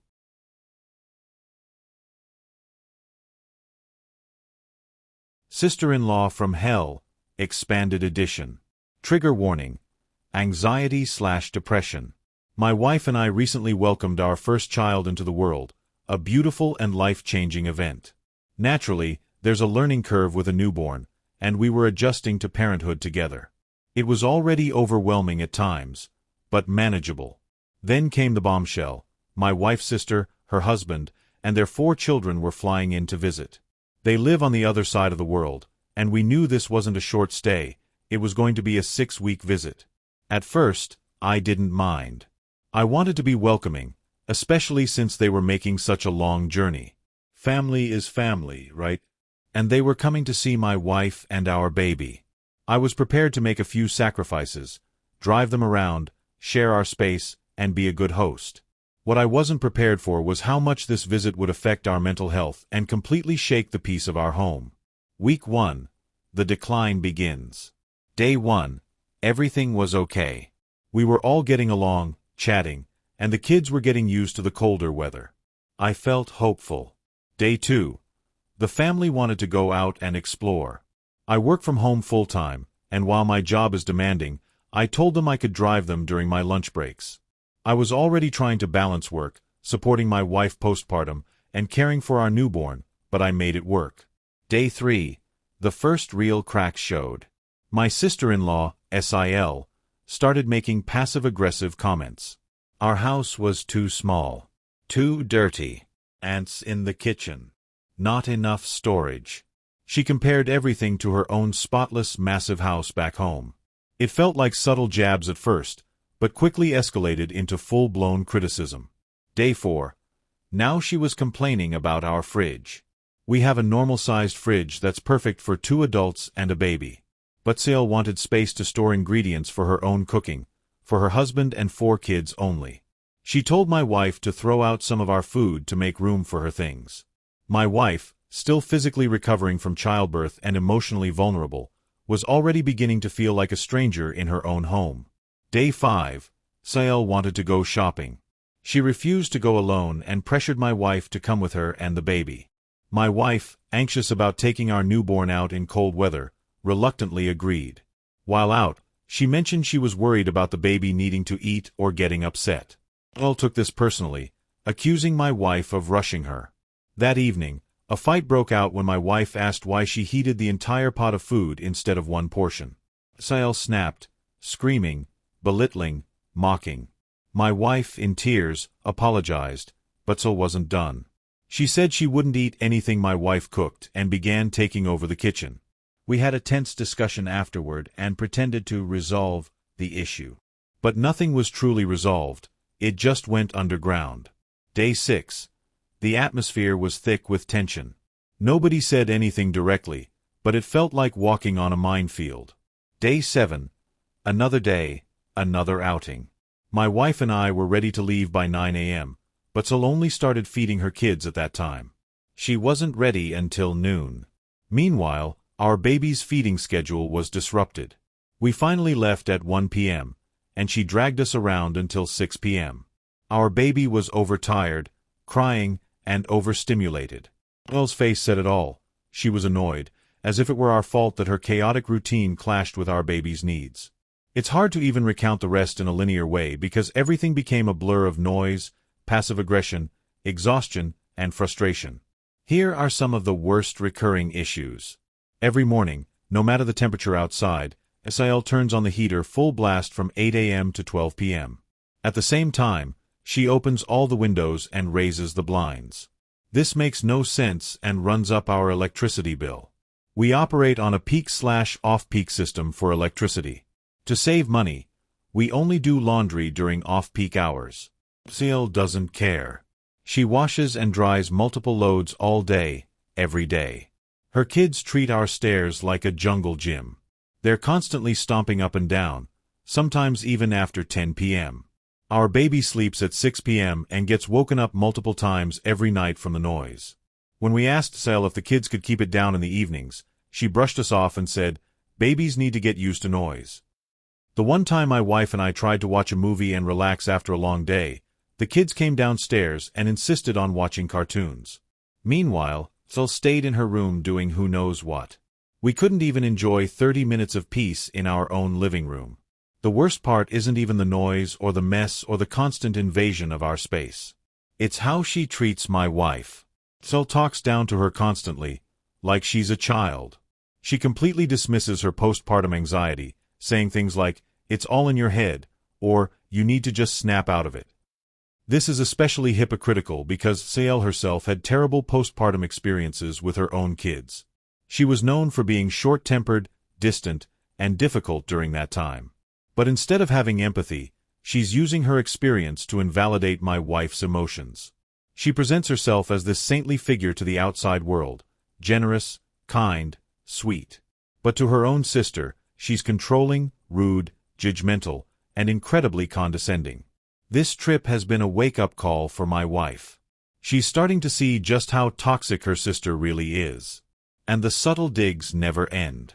She's made comments about how we don't own a home, how we eat leftovers, how we don't eat out or travel much. The implication is that we're somehow lesser. But here's the thing, we're debt-free, we live within our means, and we're happy. We don't need a huge house or fancy vacations to feel fulfilled. But to her, that just makes us pitiful. We have 5 more weeks of this madness. 5 more weeks of walking on eggshells, dealing with selfishness, and trying to protect our peace.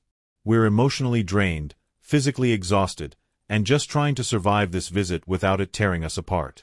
I don't even know what advice I'm asking for at this point. Maybe I just needed to let it all out. Maybe someone out there has been through something similar and can offer a word of wisdom. Or maybe this is just my way of trying to stay sane. If you've ever hosted a toxic guest, especially a family member, how did you cope? Did you set boundaries?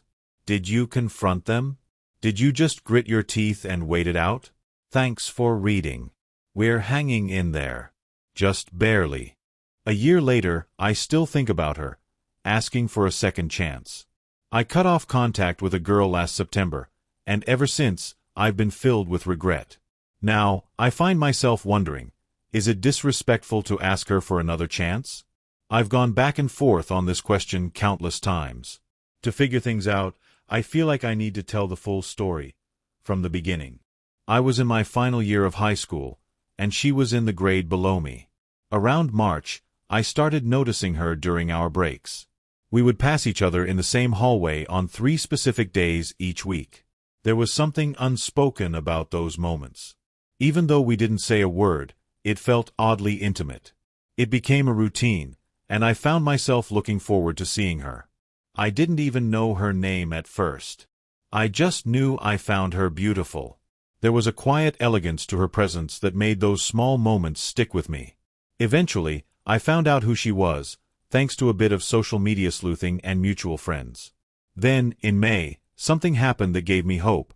She followed me on Instagram. To give you a bit of context about myself, I've struggled with mental health for years. Depression, anxiety, and ADHD have been constant companions in my life. These things especially affect me when it comes to relationships. I lack confidence, I overthink everything, and I often self-sabotage. So, when she followed me, I was stunned. I thought, there's no way this is random. A few days later, I posted an Instagram story. She liked it. That was my confirmation. Even with my anxiety and self-doubt, I could tell she was interested. It made me both happy and sad. Happy that someone like her might feel something for me, and sad because I knew I wasn't in a good place to pursue a relationship. 3 days after she followed me was prom night. I posted a photo with my friends. The next morning, she messaged me, complimenting my look. That message was a big deal. I smiled. But inside, I felt conflicted. Earlier that year, I had gone through a rough situation with another girl. I was played and hurt. It left me convinced that I wasn't ready for a relationship. We started talking after that. Not constantly, but here and there. I didn't want to get too close because I already knew I wasn't ready to be someone's partner. I didn't have a driver's license. I didn't have a job. Mentally, I felt unstable. I was in therapy, but it didn't feel like enough. So, I told myself I shouldn't be with anyone until I had things figured out. The thing is, despite all of this, we had a connection. We liked the same music, YouTubers, movies, video games, and even had similar senses of humor and fashion tastes. Every time we messaged, it felt easy, genuine, and comforting. But I never let it grow into something more. I didn't give it a real chance. By September, things were getting quieter between us. I was dry with my messages. Sometimes we'd go days without talking. But she kept reaching out, making an effort. The last message I sent her was about a movie she wanted me to watch. I told her I'd watch it. After that, I went silent. Not because I didn't care, but because I did. I cared so much that I thought disappearing would protect her from being with someone like me. That was the last time we spoke. From the moment I stopped messaging her, I felt regret. I knew I handled it poorly. I thought I was doing the noble thing by not pursuing her. I told myself I was protecting her from disappointment. But really, I was avoiding my fears. I was a coward. I couldn't bring myself to explain why I pulled away. I didn't tell her that I liked her but didn't feel good enough. I just left. Now, almost a year has passed, and I still think about her all the time. She hasn't left my mind. We still follow each other on Instagram. Sometimes she posts lyrics or songs that make me wonder if they're about me. I know her TikTok account too, though she probably doesn't know that. Once, she posted a video about having a crush, back when we were talking. That video's gone now. Lately, my thoughts of her have intensified. Last night, I couldn't sleep. She was stuck in my head. I kept replaying our conversations and wondering how things might have been if I had just tried. I know I messed up. I know I might not deserve another chance. But I want to talk to her again. I want to tell her the truth. That I liked her. That I was scared. That I didn't feel like enough. And that despite all that, I haven't stopped thinking about her. I don't expect her to feel the same. I don't even know if she'd want to talk. I just wonder, would it be disrespectful to reach out now, after so long? I'm torn between feeling like I owe her an apology and fearing that reaching out would only hurt her more. I want to believe that people deserve second chances when they grow and learn. I've been working on myself. I've made progress, even if I'm still far from perfect. I'm not sure what I'll do yet. But writing this out helps me understand what I'm feeling. If you've been in a similar situation, I'd love to hear what you did. Did you reach out? Did you let go? For now, I guess I just needed to get this off my chest. Maybe someday, I'll find the courage to send that message. Or maybe I'll keep wondering what could have been. Thanks for listening. Confused and concerned. Should I give her another chance? I'm 18 years old, and recently, I stopped speaking to a girl I was seeing. Things didn't end in the best way, and now I'm caught between wanting to help her and protecting my own peace. I'm hoping that writing this out clearly will help me make sense of the situation, and maybe get advice from others who've been through something similar. A few months ago, one of my close friends broke up with his girlfriend after dating her for about a month. His reasoning? He said he wasn't ready for a relationship and wanted to focus on partying and living freely as he entered his 20s. But there was more going on than just that. While they were dating, his friends, our shared social circle, constantly told him that his girlfriend was unattractive, overweight, and not a good match for him. These opinions were completely false. She was nothing like how they described her. But he started to believe them. The pressure from his friends built up, and eventually, he ended things with her. She was upset, understandably so, especially after finding out the real reason behind the breakup. He was influenced by people who didn't want him in a relationship at all. About a month later, the girl added me on Snapchat. I thought it was a bit strange, but maybe she had something she wanted to talk about. So I added her back. We started snapping each other regularly. After a while, she began sending videos of herself, just her hanging out, driving, or out with friends. I didn't read too much into it, but I figured I should tell my friend, her ex, just in case. He told me she probably found me attractive and that I should pursue her. I didn't really have any plans, but I said I'd see what happened. After a few days of light conversation, we called each other. During that call, she explained everything about her relationship with my friend from her perspective. Although I already knew some of the story from his side, I appreciated hearing her version. I told her it seemed like it was just a fling taken too seriously and encouraged her not to dwell on it. A month passed, and we were still in touch. It was becoming obvious that there was some chemistry. I invited her over to hang out. She agreed, and we had a chill evening watching a movie and talking. Nothing physical happened, not even a hug. I was okay with that. It felt comfortable and low pressure. A couple of weeks later, she came over again. This time, we ended up kissing. We had also started calling each other every night, just to catch up. It felt like we were building something real. Then things shifted. She started becoming flakier. She was always out with her best friend or hanging out with her ex and his friend group. I didn't really mind at first. I used to be close with that group too, but I had grown out of that lifestyle. Drinking and partying didn't appeal to me anymore. I focused more on my own goals. It took about a month before she came over again. When she did, things felt normal. But the pattern continued. She was constantly out, making plans, or canceling ours last minute. Despite this, I kept things going. I really liked her and was even planning to make things official. 3 weeks later, I went to my best friend's birthday party. Afterwards, I stayed the night at her house. I thought maybe things were turning around. But looking back, I realized she had been pulling away for a while. The breaking point came when she invited me over to her house one night. She was drunk and called me, saying she missed me and wanted to see me. I didn't get too excited. Drunk calls can be unpredictable. The next morning, her messages were slow and cold. Then she canceled our plan with a vague excuse about something happening at home. I suggested she come over to my place instead. She didn't respond for an hour, and when she finally did, she completely ignored the invitation and sent a short breakup message. I'm going to be honest with you. I'm really not looking for a relationship at the minute, and I don't want to keep leading you on. I'm just not ready to settle down with anyone. That was it. After all the time we spent talking, meeting up, and opening up to each other, that's how she ended things.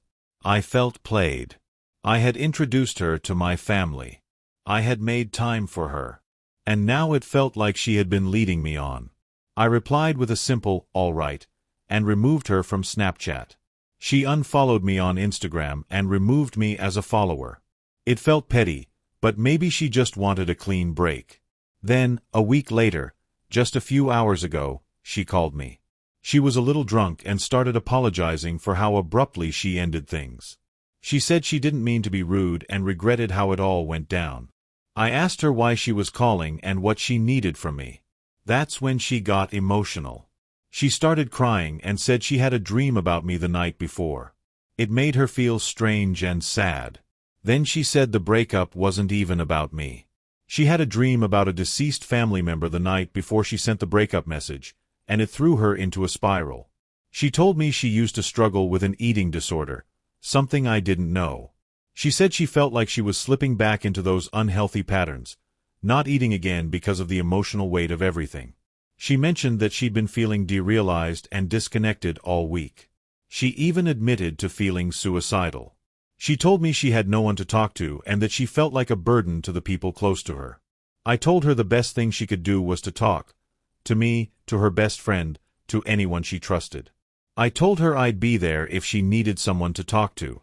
Before she hung up, she asked me to add her back on Snapchat and said she would call me again later. As of now, she's asleep, and that second call hasn't happened yet. So now I'm stuck. I'm thinking about a few key questions, and I don't have the answers. 1. How should I help her with her problems? She's clearly going through something serious. She opened up about mental health struggles, an eating disorder, and even suicidal thoughts. I don't want to ignore that or dismiss it. But I'm not a professional. I can listen, but I don't know how much I can really help.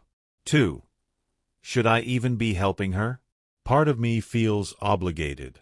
I care about her, even after everything. But I also wonder if I'm the right person for her to lean on. She already broke things off once.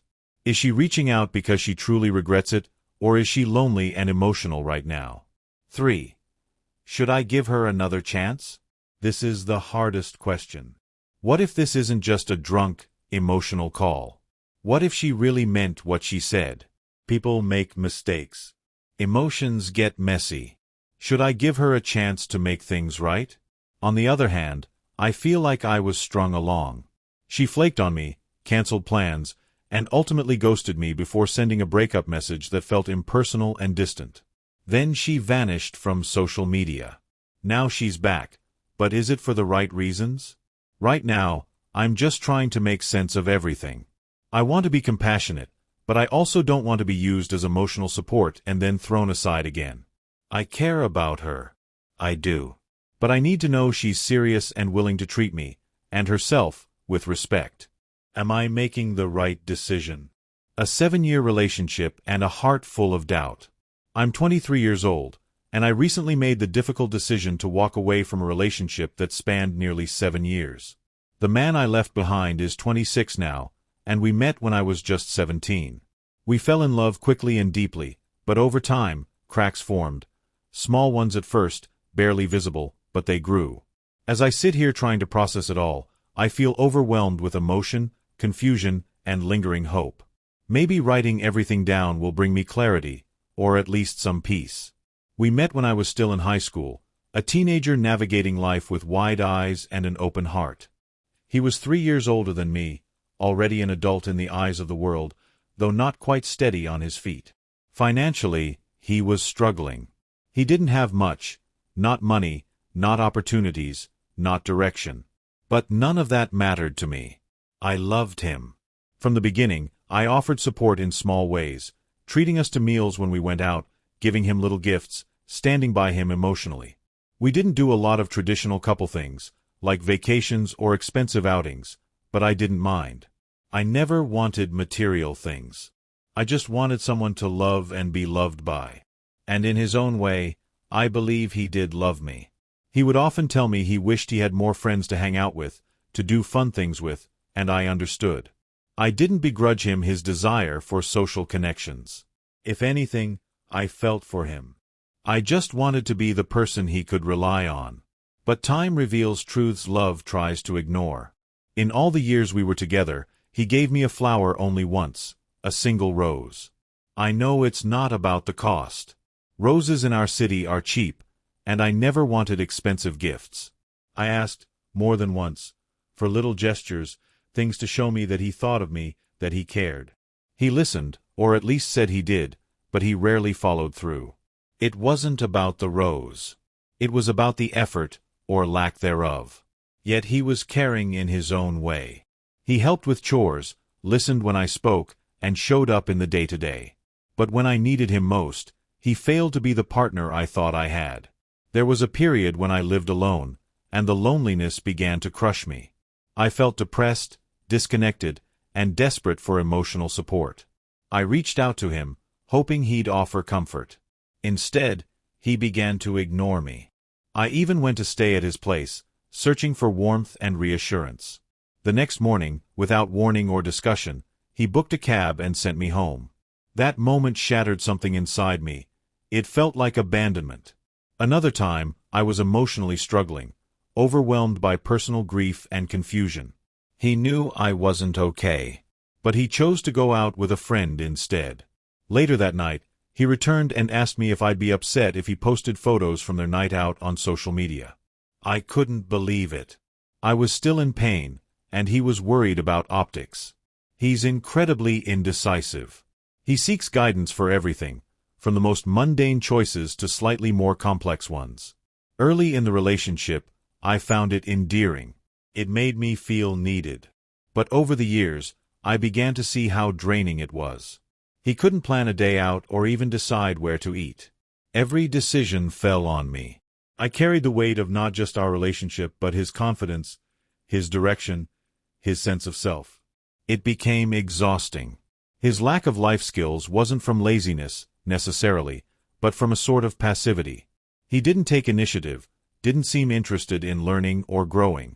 If a challenge appeared, he avoided it. He was always overwhelmed, always too tired, too confused. I had to lead the way, always. I became his compass, and eventually, that felt more like parenting than partnership. Money added another layer of complexity. One time, he received a scholarship, an opportunity to invest in something meaningful. Instead, he spent the entire amount on a new iPhone. It was a pattern. He'd get a little bit ahead, then make choices that dragged him back down.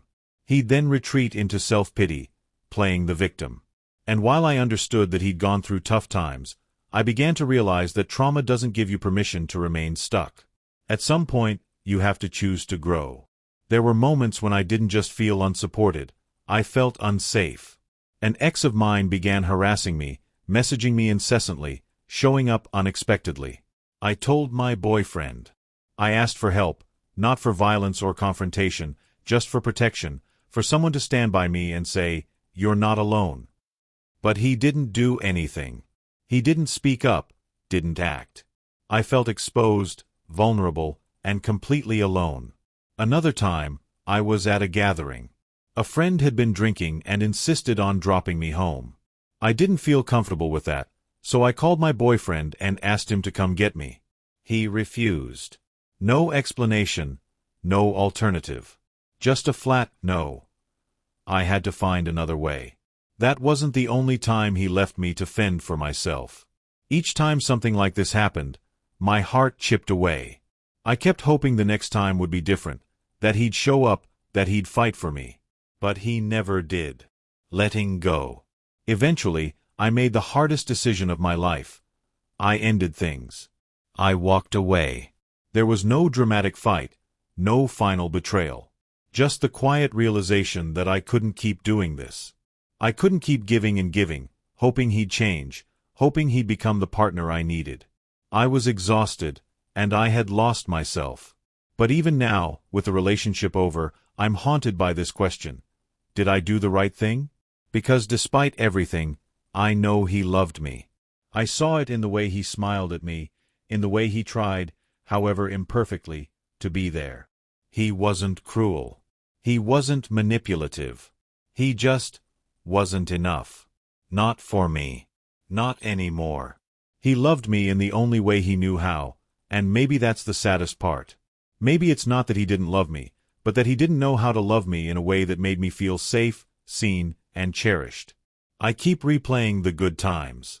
The long conversations, the shared dreams, the comfort of knowing someone inside and out. But I also remember the loneliness I felt while lying next to him. The tears I cried quietly in the bathroom. The way I stopped asking for things I wanted because I knew I wouldn't get them. People tell me I was right to leave. That I deserve someone who meets me halfway, who shows up without being asked, who loves loudly and consistently. And in my heart, I know they're right. But love doesn't disappear just because it's inconvenient. And grief doesn't wait for closure. So here I am, trying to heal, trying to believe I made the right choice, trying to learn from the past without letting it define my future. If you've been in a similar situation, if you've ever had to walk away from someone you loved because loving them was breaking you, I'd love to hear your story. Because right now, I'm just trying to remember who I am without him. And hoping that one day, this won't hurt quite so much.